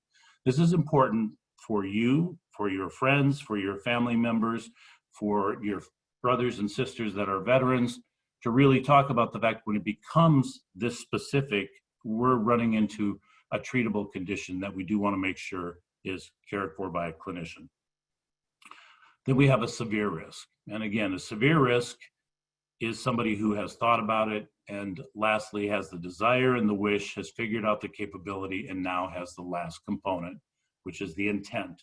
The last thing we asked, or one of the first things and the last things we asked on the Suicide Prevention Center call center is on a scale of 1 to 5, you've told me you want to die, you've talked about how you would do it, what's the likelihood? What's the intent? 1 being, I'm really just thinking about it and it's troubling me and I need to talk about it, and 5 being, I think I'm going to do it.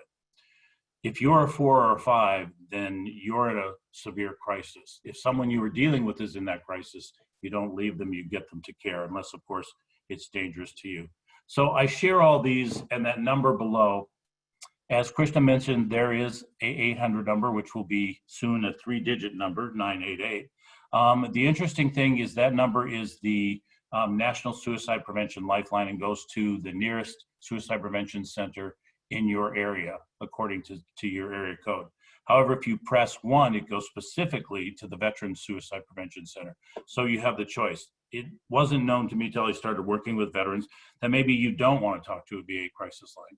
There's nothing wrong with that. The advantage of a VA crisis line is you can be connected to resources in your area that are VA specific. However, you can always talk to other people.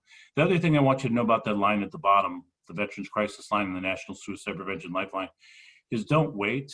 I have worked with attempt survivors and I've worked with loss survivors. One of the things I found out when I worked with people who'd survived a suicide attempt, I did a group and developed a best practice. I would ask them, have you called the crisis line for help? The answer was always no. I'm like, what do you mean? You're suffering with suicidal thoughts, the desire to die. Well, how are you dealing with that? What is the reason you're not reaching out? We were working in the Suicide Prevention Center about 200 feet from the crisis line volunteers. And they said to me, the reason I don't reach out, and I think most of us can relate to this, when you're feeling bad, I was embarrassed, I was ashamed, I was afraid I would be judged, I was afraid I would be locked up, someone would call the police on me, there was no anonymity. So the first 3 we can deal with. So what I did was we sat in the room and called the crisis line together. And I asked the volunteers if they had time, because sometimes they're too busy to take a call, would you talk to the folks here that have questions about what you do? And inevitably, the volunteers would share, of course, we don't judge you. Of course, we're here for you. We have compassion for your suffering, and we're going to get you the support and help you need. That demystified and desensitized people about calling. So I want to make it clear that if you're concerned about somebody or you just need to chat about your own concerns, please feel free to call that. The second thing is they do not trace where you're calling from unless it is determined that you can't stay safe and you need some emergency care.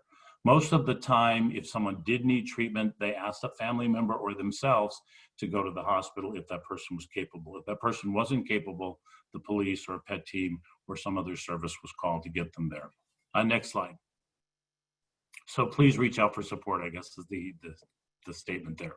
So what factors contribute to risk? I'm keeping an eye on the time here because I can talk forever. I would be not very sensitive or amiss if I didn't talk about stressors among minorities and underserved populations, since that's part of the audience today. Previous exposure I've just mentioned to a suicide loss or to a previous suicide attempt. Access to means, Jerry talked a little bit about that, and gun locks. The reason we know that people die by suicide more often among the veteran community is pretty clear. It's the same reason that 3/4 of the suicide are men and 1/4 are women. Men and now women, veterans, have access to firearms. Oftentimes women will attempt suicide more often, but with less lethal means, which means they're more likely to survive. Last thing is I'll spend a little bit of time, just a few minutes, on untreated mental health conditions and substance abuse, because I think that's important for us to understand as well. Next slide. So what are the risk factors related to minority status? I could do a full presentation among multiple minorities, LGBTQ, women, ethnic and racial minorities, and really talk about all of the more specifics. Unfortunately, I don't have a lot of time, but like I said, I would be remiss if I didn't talk about this. I don't think I'm preaching to an unknown, uneducated population currently. It's in our face right now. And I tend to be an optimist in life and believe that it's in our face for a reason. And I believe a lot of what is happening is for a reason. I believe we are on the edge of cultural change and growth, and it's going to be a positive change and growth. It's happened before. My boss is African American, and he told the story that his mother, who was alive during the civil rights movement, told him the same thing, that this preceded change, this kind of social unrest, this kind of protesting preceded change in our culture and resulted in civil rights law. And she said it's happening again. I believe that as well. But inadvertently, when we're in a diametrically opposed situation, and you have to be really careful with the news, where you're hearing things consistently that are about your culture, your sexual orientation, your sex. I mean, thank God for the Me Too movement, Black Lives Matter, LGBTQ Pride. These movements are necessary because they begin to get our attention. They wake up our consciousness that we have a problem here. All the talk about building a wall. What's it like to be Latino in America when you hear someone say that everybody south of the border are the rapist criminals that are flooding our border, when the majority are not that? The messages that are coming out are very frightening right now. So we have to be really conscious of how to censor that. And I'll tell you why. Because there is overt discrimination. It has resulted in unemployment, living in areas where there's higher rates of poverty. This is all proven out among veterans and non-veterans. Many individuals of minority status have experienced violence and hate crimes. And some have been denied access to healthcare up until fairly recently. The bottom line is identity formation. If you grew up in this culture in the last 30, 40, 50, 60 years, you grew up with messages that were enculturated because we grew up where culture had racial and social inequities for different races and ethnic backgrounds. We grew up in a culture that had no LGBTQ rights. We grew up in a culture that had disparities in access to healthcare and violence against certain races, ethnic groups, and LGBTQ and women and sexual minorities. So the reality is we got enculturated to see that, and we got enculturated on some level to accept that. So it's kind of amazing to me what's happening right now, because it's like, were we asleep? Did we not see this? We've seen it in little bits, but thanks to the advent of social media and television, we now see it all the time. And so I think we're becoming clearer and we're creating a level of consciousness. However, if you're an individual in any one of those groups that I just mentioned, you automatically have a system within you that's been built to believe I'm not okay on some level. Not that you decided that, not that you didn't get the correct upbringing from your family, but you didn't necessarily see your image on TV portrayed. You didn't necessarily see you in a positive light. So your sense of identity starts out, okay, I teach this to the executives at our staff. When my boss asked me if everybody can be leaders, everybody starts out okay. Everybody. We start out with our own biological predispositions to medical or mental health issues. However, we start out okay psychologically. We have what we call mirror neurons, where we start to take in the information that comes to us. And the information that comes to us is produced through media, through television, through religious leaders. It's still happening on some levels. You have to be very conscious of the messages you let in. And you have to really begin to identify, and that's the purpose of the slide, the issues that you may be facing if you're any part of those groups. Because those are reasons your mind is seeking to look at your self-esteem in a way that may not be totally healthy. And you have to dispute that and know your mind is dealing with information. I speak a lot to LGBTQ youth, and I ask them about internalized homophobia if they understand what that is. That's a message that they understand, that they grew up understanding they were not okay. They grew up understanding they were not okay, that they were morally wrong, or they were morally bad, or they were perverted, or they were going to hell, or any other message like that. They get it, but they don't always get that they have to fight and reframe that identity. Next slide. So that's my little snippet there that I can give you today. Risk factors, aging veterans. It's still the majority of veterans that die by suicide are from 45 to 64. That's the majority of individuals that die by suicide as well. The thing that is a little alarming, the VA did a study of records from 2001 to 2014. The fastest rising rate of suicide is in our younger veterans, 18 to 24. So we have to be conscious when I talk about risk. You don't have to look at everybody, but you do have to look at the veterans that are transitioning and returning today. Next slide.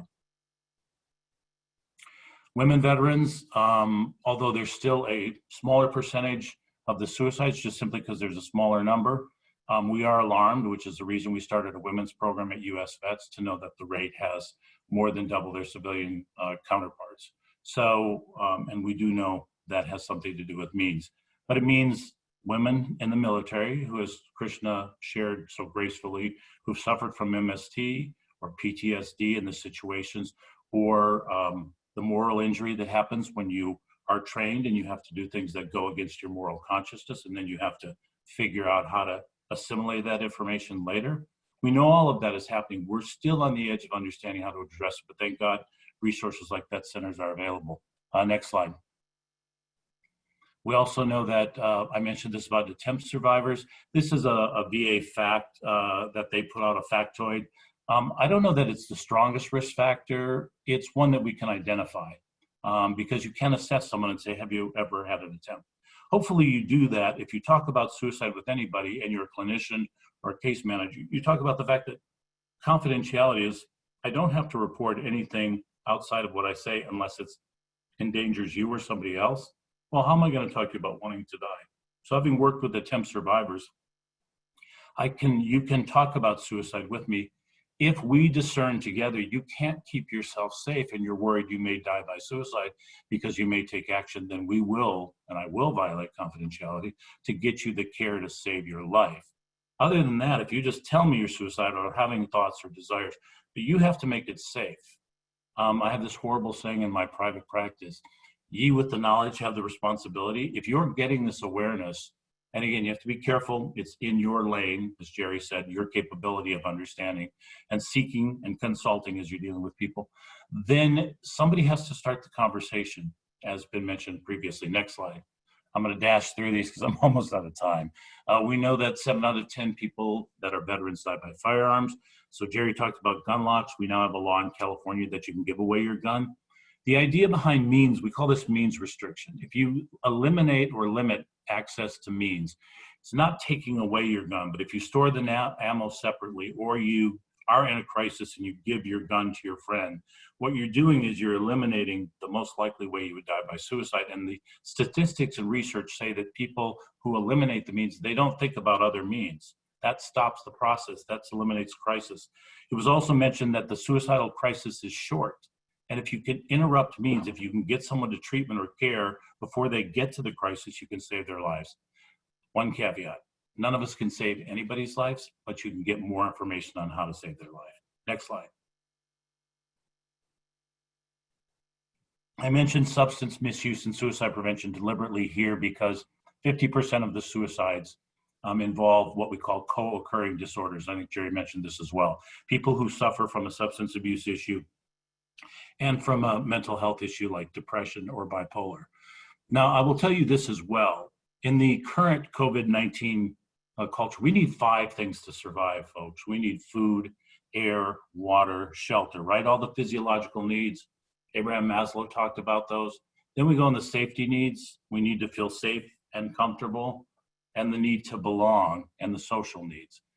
Currently, most of our access to all of those needs is being denied. I mean, we have our basic food, air, water, shelter, but the last of those needs that we're sorely missing is strokes. I need someone in my life to witness my life, to hear who I am, to share that they hear who I am, to share who they are. I need that connection among friends, family members. If I become socially isolated, I raise the risk. If I start to use what we call controllable stroking mechanisms, I know that sounds a little complicated.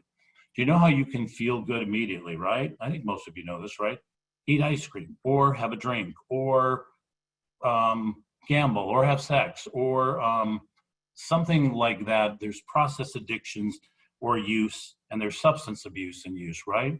Opiate being one of the most dangerous because it's also linked to the majority of suicides, specifically among the veteran population. However, a lot of us have learned to use those coping mechanisms. So be really careful right now, because what's happening in the culture, if I don't have my basic social needs met, I'm gonna reach out for a controllable stroke. I'm gonna reach out for Haagen-Dazs, in my case, or alcohol. It's interesting, in my family, we have 2 sides. My father, who was alcoholic, and my mother, who was diabetic. So I have 4 brothers. A couple of them are on the alcoholic side. I'm on the diabetic predisposed side, where sugar would be my downfall. I don't know if I should be grateful for that or not. At any rate, you have to be conscious that that's a natural occurring instinct right now, because you're starving. You're starving for that connection. So please be advised to be careful about that during this time, and to do whatever you can to get outside, to get together, even if it's socially distancing with a mask, to reach out through video if you can, or phone. That connection is vital to your survival. And if you have any other mental health conditions, then you're going to be suffering more. I'm sorry to tell you that in most cases, but I will also tell you people with risk factors have the other complement. So I'm not just one-sided. It's been studied among a lot of minorities and underserved populations that those risk factors have taught them on how to develop resilience. And resilience, I'll give you one tip because I don't have a lot of time for it. The resilience is about focusing on myself and what I can control and what I can do to take care of myself. And many people who go through trauma or have specific circumstances and losses that contribute to your risk, if they learn to develop resilience, if they work with somebody, or if they remember how you got through those circumstances, you got to remember you have a huge amount of resilience. And that's a cognitive restructuring of your brain to know that in spite of the risks, I'm still here. I'm doing what I'm supposed to be doing. Next slide. So again, if you are in one of those areas, please reach out for help and support. There's plenty of free support. That's just my advertisement. Please, please, please, especially if you are in danger of using opiates, because that is the highest risk of the substance abuse substances that creates a suicidal crisis. Next slide. So I want to talk about depression briefly. Even though bipolar, which is a combination of a manic and a depressive state in varying degrees, contributes to suicide, depression is one of those things we don't understand, and we suffer a lot because of it. So that first symptom, feeling sad or down, I'm going to tell you just a brief story. I didn't know what depression was. I've been a clinician. I was a clinician, I think, 20 years when I went through a loss due to suicide. And I went through trauma, because the loss due to suicide is trauma, and can continue to develop into post-traumatic or even depression. So clearly I had talked and treated people with depression. And all of a sudden I'm going to work every day, and I'm coming back from work in my work clothes. I'm sticking a box in the microwave and eating some tasteless foods and going to the couch fully dressed, usually in my shirt and tie, having kicked off my shoes. And I'm flipping on the TV, and I'm blanking out for the next 3 or 4 or 5 hours. And it's getting to be 12 or 1 o'clock, and I don't want to go to bed. And the reason I don't want to go to bed is because when I get to bed, no matter how tired I am, I'm not going to sleep. So this went on for a period of time, and I'm wondering what's happening to me. What was happening to me was I was beginning to get into a depression. A depression are symptoms you lose interest. This was the one time that I was thinner, because at that point, Haagen-Dazs didn't fix it. Holidays didn't fix it. Social connections didn't fix it. Now, I did seek out treatment. because I knew at some point something was wrong. But it taught me empathy. Next slide. So if you're experiencing any of these, the thing to know about depression, like other health issues, it's treatable. If you're eating more or less, if you're having difficulty sleeping, if you're feeling tired, this is also an important thing. Feeling excessively guilty. Remember that emotional congruence thing? If I'm not feeling okay, my mind is going to look for reasons. And the only reasons it has is the history of me. So it's going to look at me as the problem, not potentially the psychological issues that I just survived. So we have to be really clear that those feelings, that guilt is brought about many times by a medical condition. Also low self-esteem, having difficulty focus. I remember going back to the hospital where I worked at the time after I had lost my friend to suicide. And I was at the hospital, and I remember the job that I did looked entirely different. It was like learning to type again. I looked at Excel spreadsheets. I'm like, I know how to do this. So when you go through symptoms like that, please give yourself a break and seek treatment. It can also lead, as I mentioned, to feeling hopeless and thoughts of suicide. Next slide. So again, the message here, I haven't stated it 99 times, and I'm going to move a little more quickly, is there is help available, and we have to learn to reach out. And if you have friends or family members that are suffering, help them reach out. Please know that it's important. Nobody should have to suffer. And if you're having any of the symptoms, they're going to be a little exacerbated. They're going to be more right now. Next slide. Okay, here's the good news. There's a reason I will never die by suicide.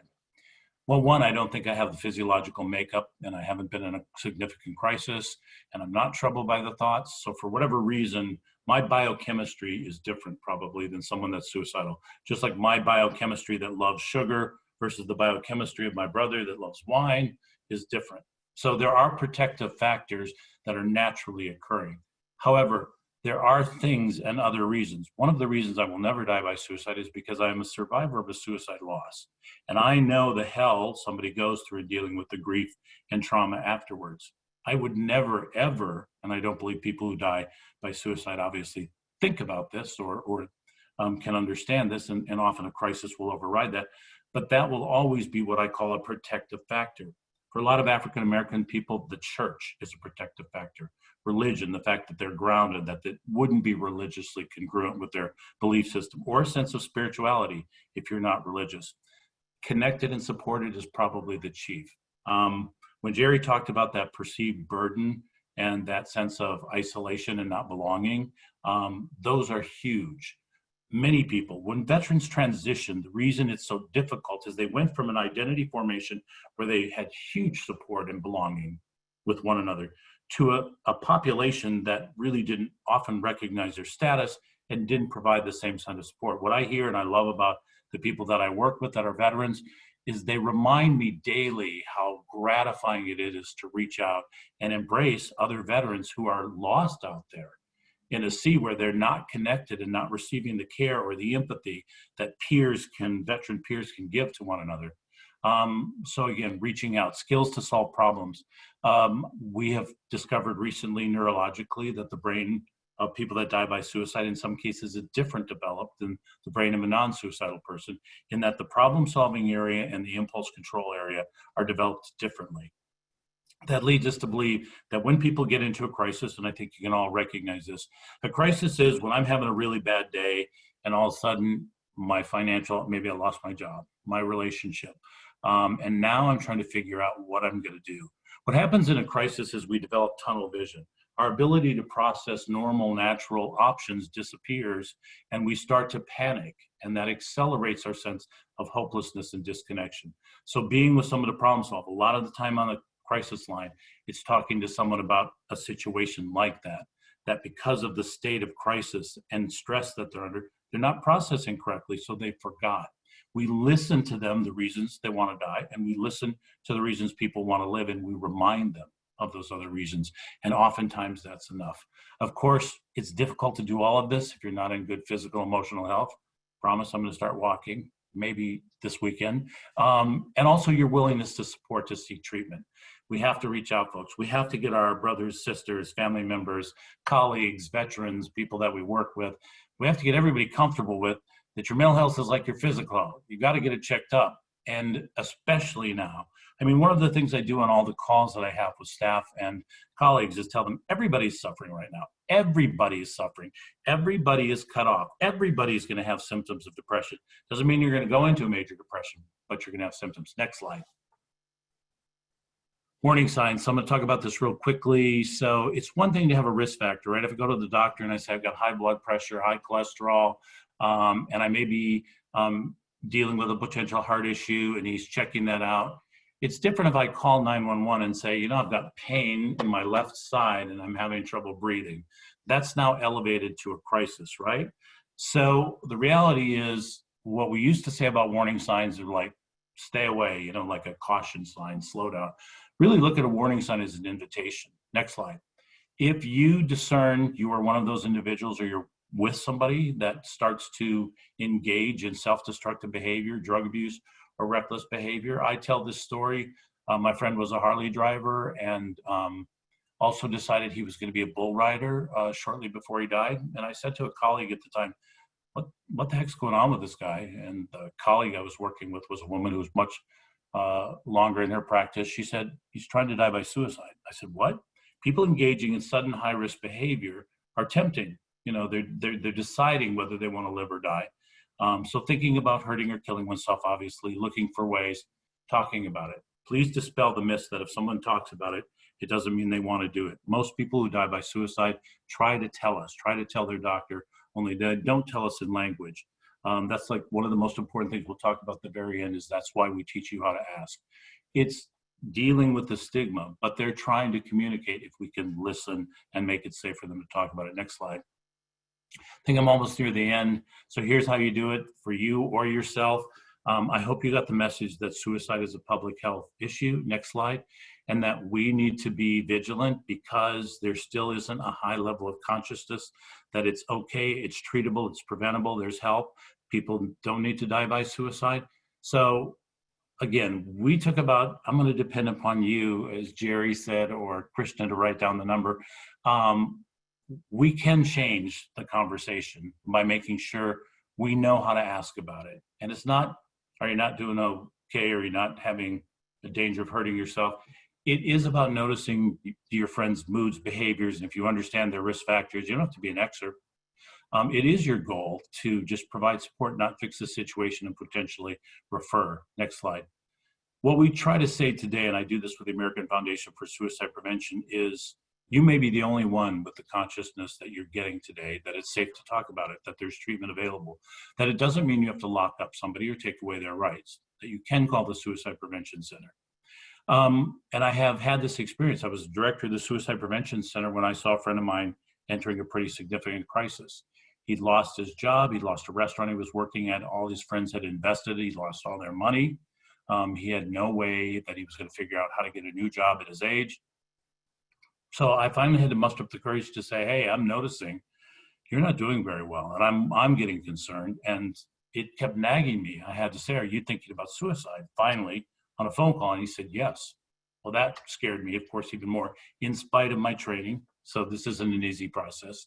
I said, have you thought about how you would do it? He said, yes. He lived in a penthouse above a park in San Diego. He said he would jump. I said, oh my God, I can't take away his gun. He's not going to use a gun. How am I going to keep him from doing that? So I asked him the third question.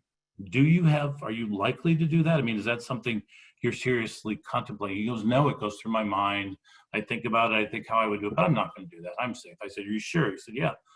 I said, because you know where I am and what I do. But that was enough. That was enough for me to know that I went past that fear of asking.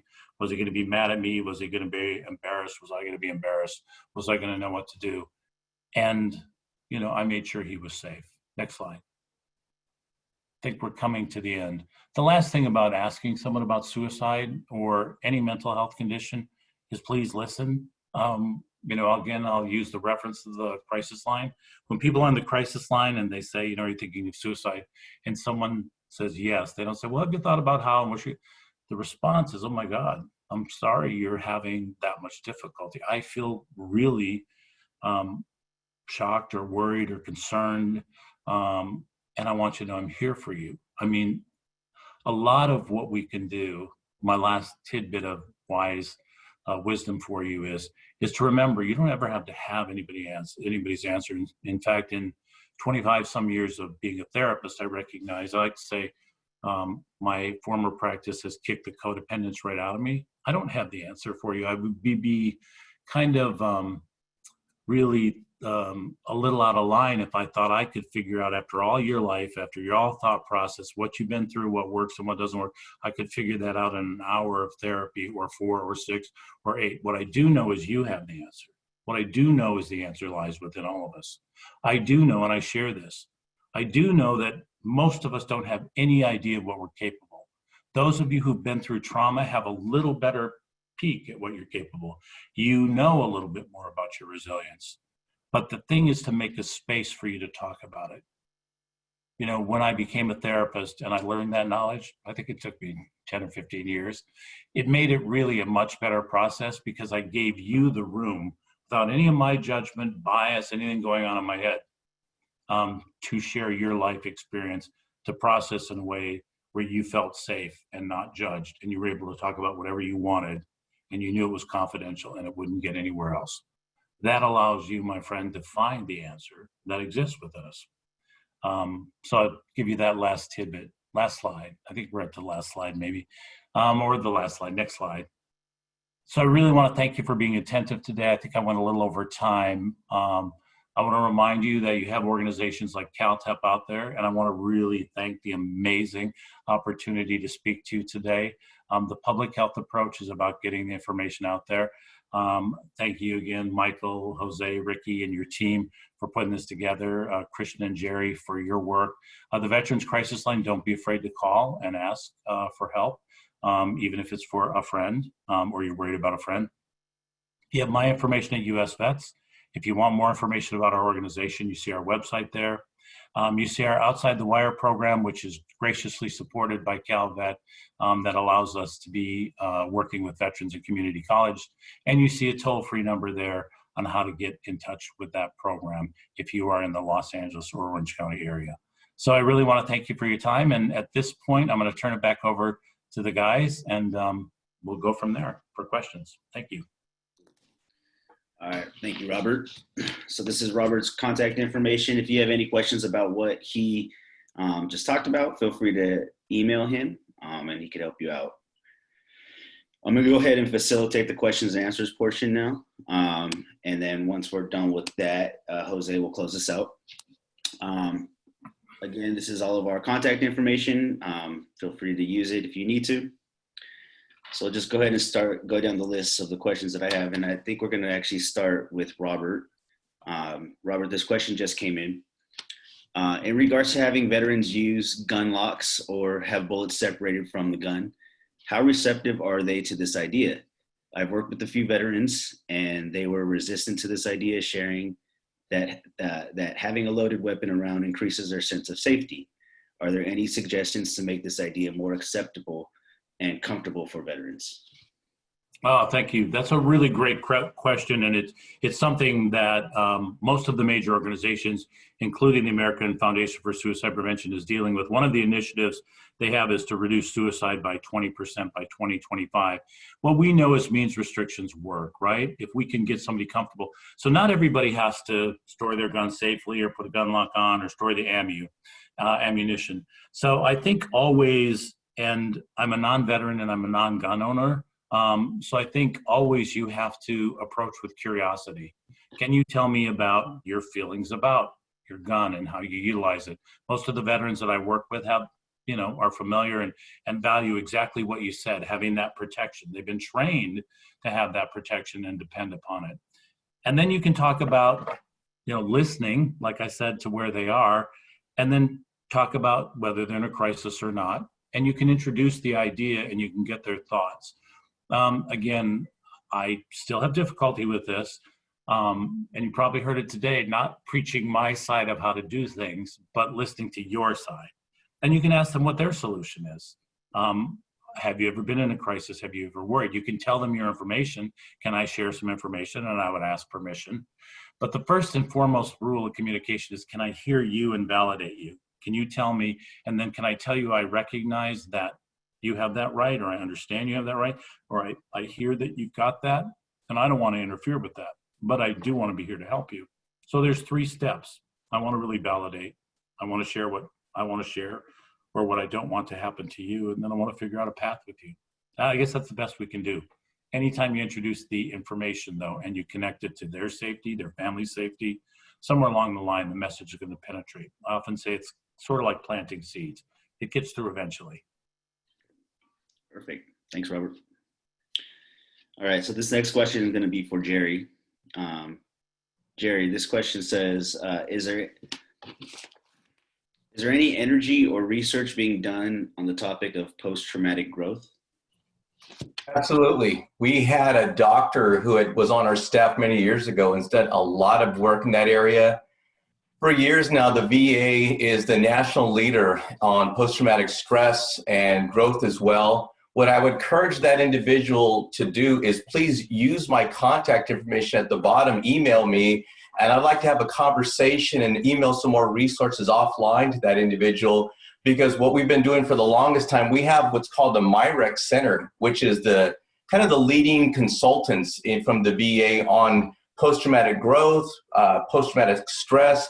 There's so much, there's literally volumes of information on the cutting edge that the VA leads on that we can, send out. We can get some information out there. It's very practical and usable in your daily work with veterans, and from a clinical standpoint, ways that you can kind of give more tools as our veterans struggle with some of these symptoms. So yes, please reach out to me. I'll be happy to share more information around that.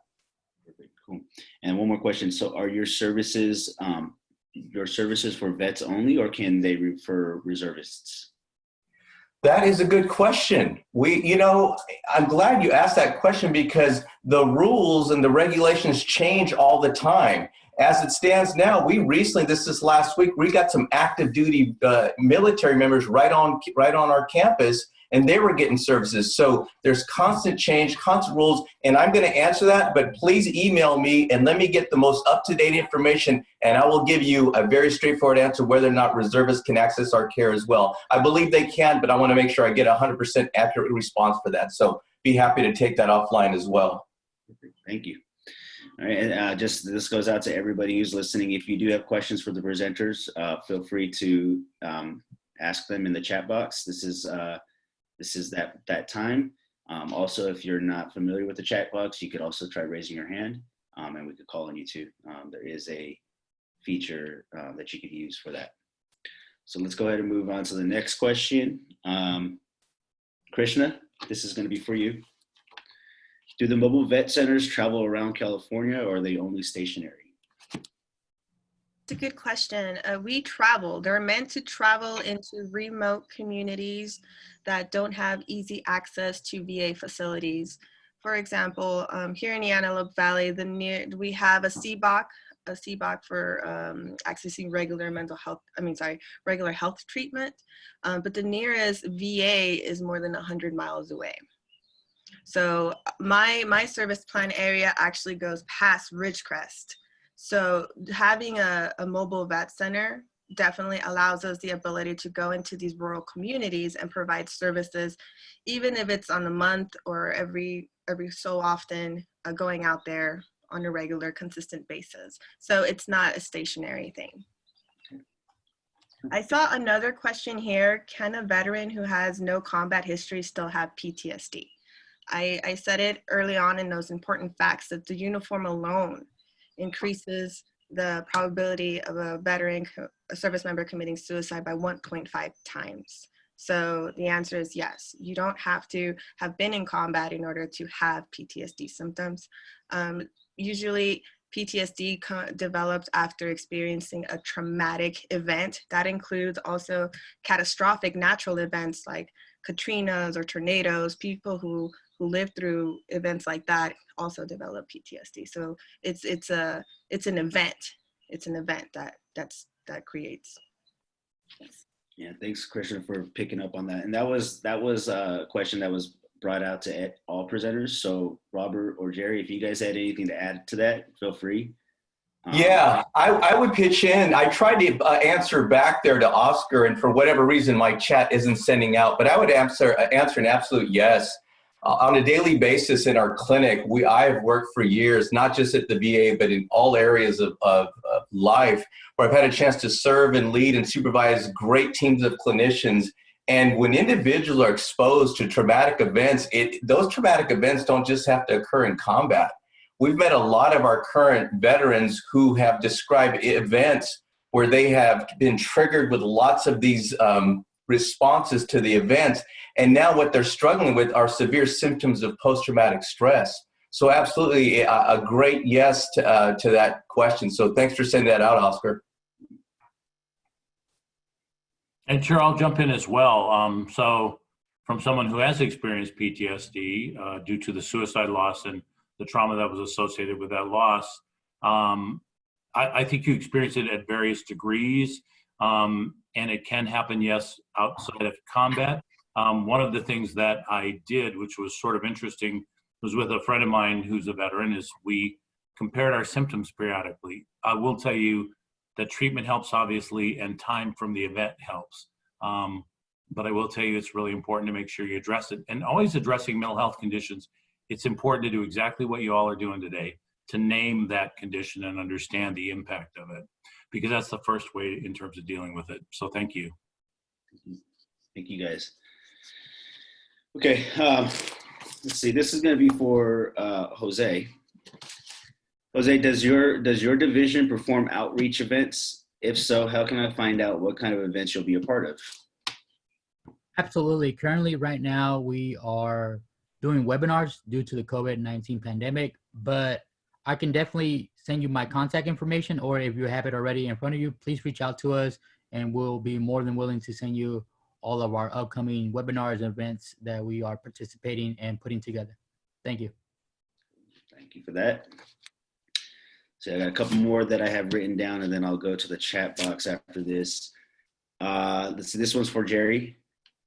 Jerry, what does care look like for a veteran with PTSD symptoms?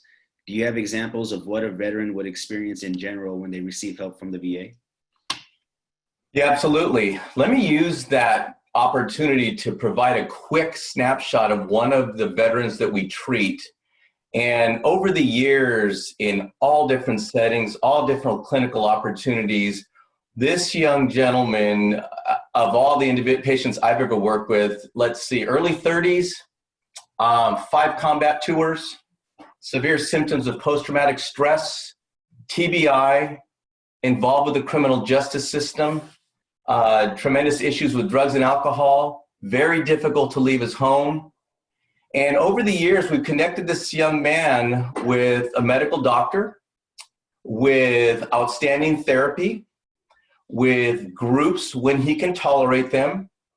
And based on that and connecting with the right level of care in all areas that we've offered, we've watched this young man watch his symptoms of suicide risk, his symptoms of post-traumatic stress begin to subside to the point where he's able to kind of function in day-to-day life.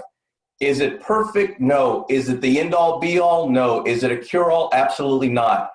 In fact, in many instances, this gentleman, which is really at a high-end level of PTSD, has actually benefited the most from working with other individuals who don't necessarily have all those letters after their names. I work in profession where everybody goes around talking about what they've accomplished, what they've done. Their letters after the name look like an alphabet, but these individuals don't always get the greatest care from them. What they get the care from is from genuine concern of staff members who are like, I just want to help out. And so when we start linking up these PTSD veterans with the doctors, with the right medications, with the right therapy, with the right clinician to client care, then we see lots of improvement where the veterans are saying, you know what, finally, for once, I'm receiving the care that I deserve, and I'm starting to feel a lot better, and the rest of their lives are starting to become much more enjoyable. So with that wraparound care, with the right lanes of care, we've watched these guys just begin to gain a lot more rewards and experiences from us coming along as VA to help them out and get them grounded in the right treatment setting. And they've been great, and they've really experienced a lot more help. So yeah, we do have that for sure. Thank you for that. All right. A couple more questions for Robert. Robert, if recovery is possible, what is the recovery rate for someone who is at severe risk? Yeah, recovery is definitely possible. So one of the things I did while I was the director at the Suicide Prevention Center in LA was I ran groups for people anywhere from a couple of years to fresh out of hospital. And there's a particular person I worked with who's pretty public about her recovery. When I ran groups and I developed a best practice in conjunction with the Department of Mental Health here, which is available for free on the Suicide Prevention Resource Registry. It's a manual on how to work with people. And I was not sure, even as a clinician, that I wanted to do something like that. And then I recognized it's no different than working with any other mental health, except it can be very dangerous for people.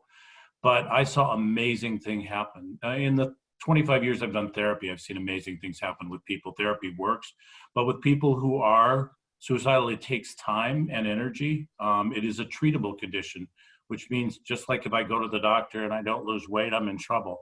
Attending a group or working with a skilled therapist, the problem is there aren't as many skilled therapists. They're becoming more, like Krishna and Jerry, but the information, and the VA is doing an amazing job at beefing up their suicide prevention efforts. And I'm on a national committee working on that as well. But yeah, it's definitely, I saw this woman not only go from recovery, she became a volunteer on the crisis line afterwards. And she used to sit in group in a full panic and really barely be able to stay in the room. So please understand there's massive amounts all of us can do with help. I always tell people there's two types of therapy. There's developmental, which means I'm doing fairly good, but I want to do better. And then there's remedial, which I have a broken spot, or I'm suffering from a condition, or I have an issue that I've identified that I have to get through. And that's the way I operate a private practice on the side, and not marketing that here today because I'm not taking any clients, but that opportunity to work with, I tell people I want to be like your family doctor. I want you to be able to come in and treat an issue and know that you can come back. I've worked with people that come after 15 years and maybe see me once a month for a year that make remarkable change. It's about developing a relationship and getting the right kind of treatment. And yeah, it works. All right, and this last question, I'm going to actually combine it with another question in the chat. So it's a two-part question. The first part, Robert, you can go ahead and answer. And then the second part, if any one of the presenters want to jump in, they can. So this person says, who would you recommend I speak with if I'm experiencing depressing thoughts, however, I'm not suicidal? And the second part of the question says, I'm a veteran with mental health issues not related to service. What resources are there for a veteran in that situation? So that's a really good question, and I will depend upon my colleagues for that. But starting out with mental health, in almost every county, there's a Department of Mental Health that's there. I mean, most veterans that I've worked with want to deal with what we call a culturally competent therapist who understands, not necessarily have to be a therapist. It's ideal if you can be a therapist. I mean, not necessarily have to be a veteran. It's ideal if you can, but somebody who understands the veteran community and works with them. So vet centers, as you've heard, the VA. Now, I was on a call. I'm on the Mayor's Challenge team here in Los Angeles to reduce suicide in the veteran community. And one of the members, who's a prominent member of the panel, was going through his own depressive crisis and couldn't find the resources because of the backup at the VA, and couldn't find the resources with the Department of Mental Health. So oftentimes you can call. There are things, there's a warm line in California. You don't have the number, but I think you can look it up, which is for all other issues that people are dealing with right now, and has resources available. You can call the crisis line. They can, check for resources. You can call the VA line and see what the VA capability is. We're seeking, I'm a part of a nonprofit. The bulk of my work, 80%, is supported by businesses like Boeing and the Deutsche Foundation. It's not governmental supported because we're still in need of more services. And the veteran that was on our committee was just not able to find the service. So reach out to those resources, and I'll turn that over to my colleagues, and definitely seek treatment. Thanks. Hi. Go ahead, Krishna, jump in. All right. So yes, if it's not related to exposure to MST or combat, I could see why you would think perhaps maybe the vet center isn't the place for you. But I want to encourage you to stop in anyways. Like I said earlier, you may never know that you actually qualify for services. You may not know if you experience something in the service that also just adds or exacerbates something that came from the past. Like people who experience some form of sexual abuse, right? It can, when they were children or younger, or in the teen years, and then they join the military and experience something else again. Maybe it's not directly straight out assault, but it aggravates. Your service may have aggravated that symptom. The next resource I would like to offer, aside from the lines, is the LA County Department of Mental Health does have a new program, VPAN, Veteran Peer Access Network, and they do have they do take all veterans. They don't really have a criteria or eligibility. They have a number that you can call, and I'm going to put it in the chat so you have it. And they offer support to anyone that is struggling with any mental health issues. And they hire veterans. So it's called VPAN because it's Veteran Peer Access Network. So you'll be talking to someone that understands the culture and experiences that you may have gone through in the military. I hope that that's helpful. I'm going to put that number into the chat as well, and the link to the page for the County Department of Veterans Health. No, it's not County VPAN program. What I'd like us to be mindful of is when we start talking about depression or any kind of mood disorders, we never want to leave out medical doctors. We've done a great job at the VA where we've linked up what's called the Primary Care Mental Health Integration Team. This team is a team of licensed clinicians embedded right in our primary care department. So when our veterans come in for service and they begin to list complaints and symptoms of depression, I don't want us to begin, and I shared this earlier, to begin to do any kind of work outside of what we're called to do. So we work very closely with our primary care doctors just to say, hey, let's get you seen by a doc. Let's get you checked out, make sure that you're okay. And this depression isn't anything that might be better addressed from a primary care doctor. Once they're good there, then we can get them over to our primary care mental health integration team who specialize in symptoms of depression, any other clinical concerns. So for that matter, we're now working at once again, as wraparound care, they're getting all of their areas and needs addressed. In addition to that resource support we have embedded at the VA, the other thing that was just enacted a while back is the Mission Act or the Choice Care Act.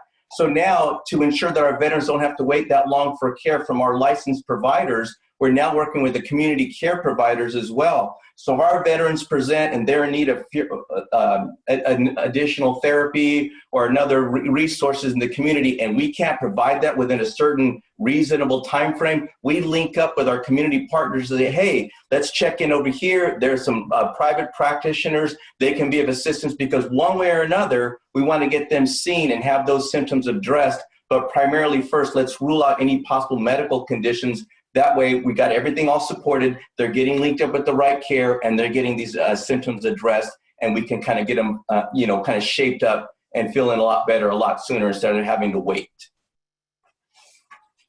Thank you, Jerry. Sure. Okay, got a couple more questions in the chat. Let's see. So this one. Oh, sorry about that. All right. So what about a veteran who has a dishonorable discharge or bad conduct discharge getting services? A lot of units are admin separating veterans without thinking about services. So this sounds like a question that maybe we could all answer. I could start off with CalTAP specifically. Your benefits, and Jose, maybe you could help me out with this, but for the most part, when it comes to state benefits, I believe you would have to have a discharge other than the dishonorable discharge to be eligible for the veteran or for the benefits. And Jose, I don't know, do you want to jump in on that? Like I said, my biography, I've been here since November, so I'm still kind of learning the ropes. But yeah, from what I understand, you would have to have a discharge that's characterized as something other than dishonorable.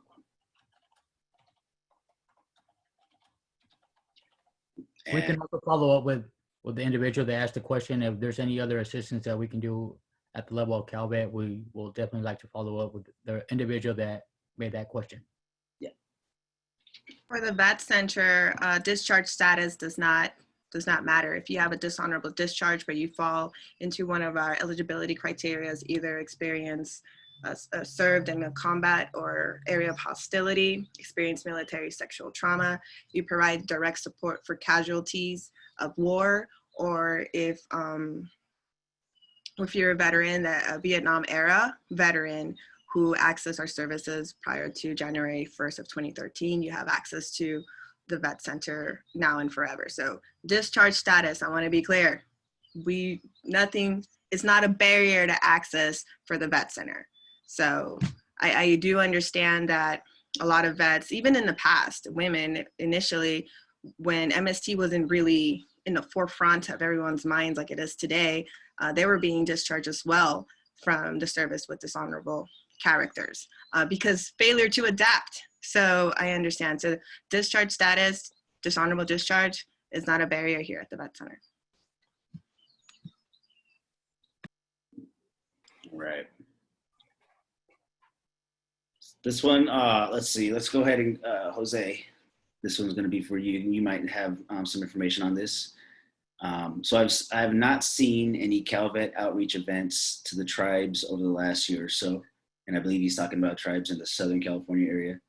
Can you address this, and or are there any plans to start these up again? When Elizabeth Perez was working there, we saw a lot of activities and engagement with our tribal communities, and since she's gone, not much. Absolutely. We definitely want to continue that work that was done last year. We currently are working with tribals in Northern California. We will also like the opportunity to work with tribes in Southern California as well. So please stay tuned for that. I know that it's in the works for later this year. Obviously, with the COVID-19 pandemic, it did slow down a lot of outreach efforts in Southern California and Northern California, but it is in the works, and we do plan on continuing the great work that was done last year in Southern California and also in Northern California with our tribal leaders and our tribal veterans overall. Perfect. Thank you. All right, I'm gonna move from the chat real quick. I have Joshua Rodriguez who has his hand up, so I'm gonna unmute him and let him ask his question. You already answered my question. I've mentored vets that have bad conduct discharges. Okay. And you answered the question. Perfect. All right. Well, thanks, Joshua. Thanks for the question. All right. So then let's go ahead and, all right. Robert, I've seen veteran parents who want to speak to their family, in particular their young children, ages 12 to 17, about discrimination, hate, crime, etc., things they see every day on TV and or maybe experiencing themselves. However, they're not sure how to approach that conversation. What would be your advice? Yeah, it's a really good question. I did my internship in an elementary school, actually, and what I found out about kids is they know much more than we really understand a lot of times, that they're picking up everything. So I think it is important to speak about what's happening today. I did an interview not long ago on ABC News where they asked a similar question about suicide. Should we be talking about suicide to children? And the reality is talking about suicide doesn't necessarily increase the likelihood, but the important point about is let's talk about the mental health. Let's talk about racial discrimination and equity. Kids know it, they feel it, they understand it. So I think it's an honest conversation. What I try to do with everybody, particularly with the adults in my area, because we are having conversations. The important thing is we need to have the conversations and we need to be open and educated. We're having it among our corporation, we all across our country. So I always try to do this. I try to present what's happening and I try to present it in a hopeful way. I think the reality is the reality. I think you always have to reinforce what I did earlier. You have to reinforce that people are born okay, that everybody is okay, that we are coming through a history of racism, sexism, homophobia, and we are coming through that. So I try to, we have to be honest about that, and we've made some great strides. A lot of people are panicked about what's happening on both sides and how it's happening and not happening. I mean, I have members of my vet staff that have members in law enforcement. Law enforcement shouldn't take the rap for everything. It's a cultural issue, you know, and most law enforcement are good, decent people. So I think we are starting dialogues all over. So I think it's the dialogue, and it's always about acknowledging the truth and then finding out what your child knows, so you present it at the level they can understand. And children, the theory behind what I talked about being okay is we make decisions a lot about ourselves based on information we see. So I would also ask my child or younger people what you think about it, how you think about it, what you know. So you gauge how much information they have, you correct misinformation, and you make sure to reiterate that they're okay, that we live in an environment where we're struggling to get to that in many, many different ways, and we're getting there. It's just a painfully slow process, and difficult and complex. All right, thanks, Robert. This one is going to be for, I'm going to send it out to Krishna, Robert, and Jerry, if you guys, whoever would like to answer it. When you're getting service, but you feel that it's not being effective anymore, is there another approach or level that you could access? Sure, I'll jump in real quickly. Absolutely. I think everybody should be getting some sort of mental health service. I mean, we do go to the doctor, right? So how come we're not checking up our mind? And you reach a certain threshold with therapists often where we each have our own level of knowledge, and your therapist has to have enough. Well, first of all, they have to be a match. I tell anybody that walks in my office, if you don't feel like I get you, or that I empathize, or I understand, or that I've done the work to connect, then I may not be the right person for you. Or when I see people doing well and I kind of feel like they're done, I give them the option. I tell them that, and then you can go on to another therapist and get a whole another set of understanding about yourself based on how they work their treatment or connect to you. I do believe it's a lifelong process. Somebody once told me it's like running a scarf against a rock to wear it down. I didn't like that analogy, but I do realize we're all on the path together and that it is a continual process. And sometimes that is slow too, but anybody who's doing it is doing well for themselves. But yeah, check out other therapists. I also tell people, interview therapists. Ask them what their style is, who they work with, what their experience is, what their specialty are, what they maybe don't do, and gauge how you feel and be very much an active participant, not just a passive one in the session. Yes, I agree a lot with what Robert said. If you're not establishing a good rapport with your therapist, it's okay to say, I feel like this isn't going to work out. I need to try someone else. And I'm going to share again in my transition. When I first went to the VA, it took 3 times for me going back, and each time I saw these counselors, something different happened. Like they canceled, didn't call me, didn't follow up to reschedule, or something happened where they kind of like were aggressive towards me and how I was responding. But it wasn't until the 3rd time when I finally came across a therapist, a psychologist, that I felt comfortable being completely vulnerable with.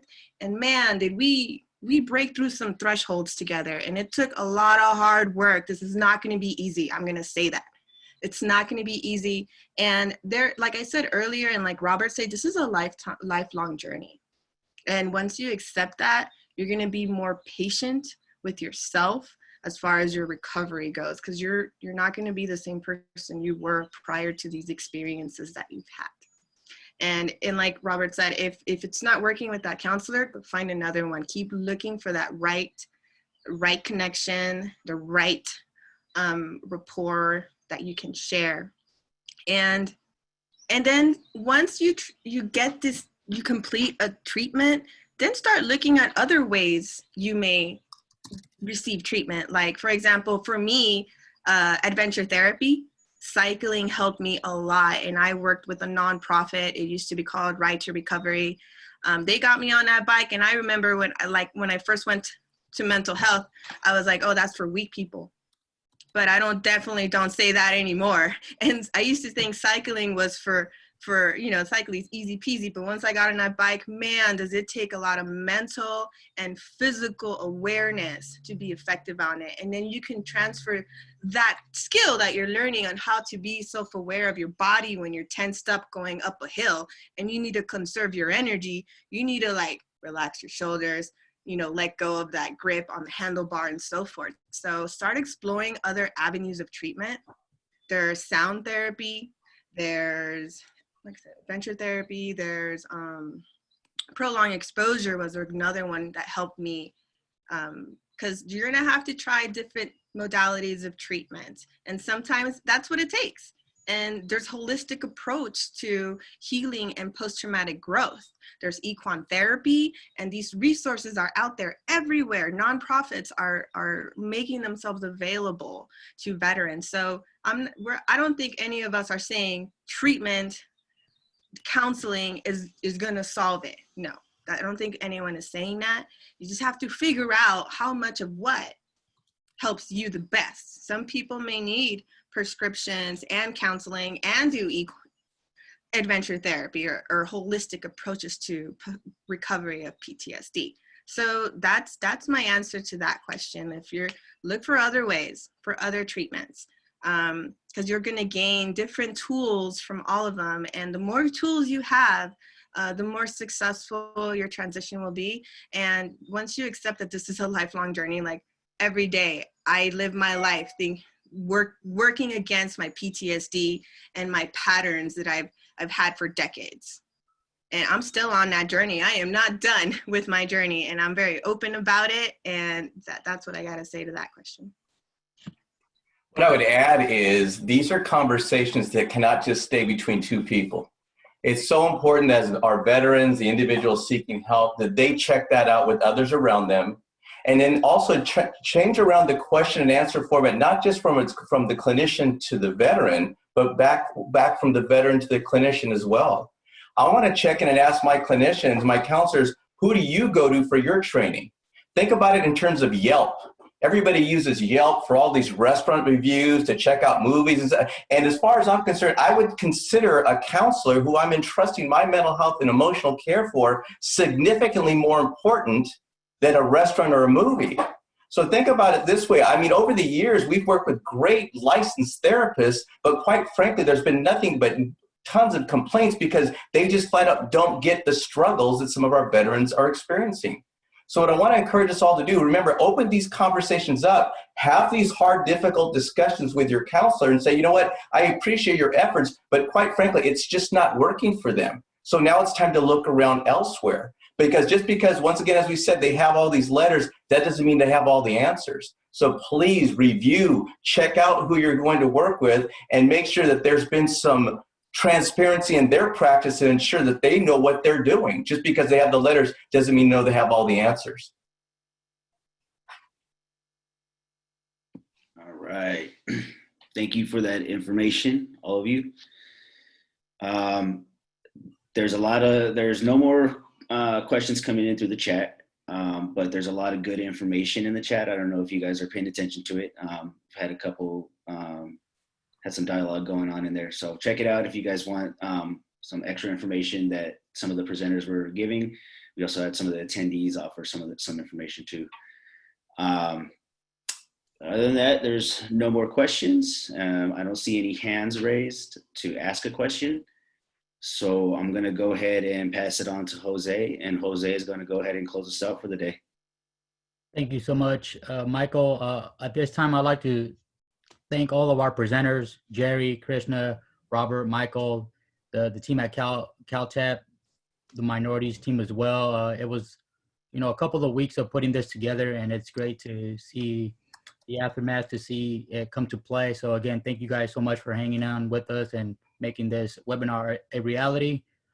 Again, we are here at your service, so please reach out to us. Our contact information is in display right now, so reach out to us.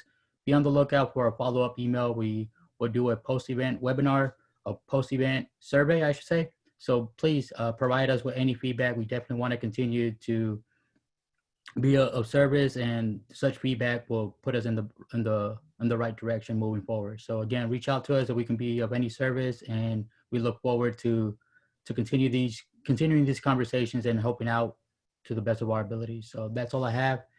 Thank you all so much. All right. And we're good to go. You guys, everybody have a good day, okay? Thank you. Thanks, guys. Have a good one. Thanks, Take care, CalTAP. everybody. Good job, you guys. All right, Take care. bye-bye. Bye.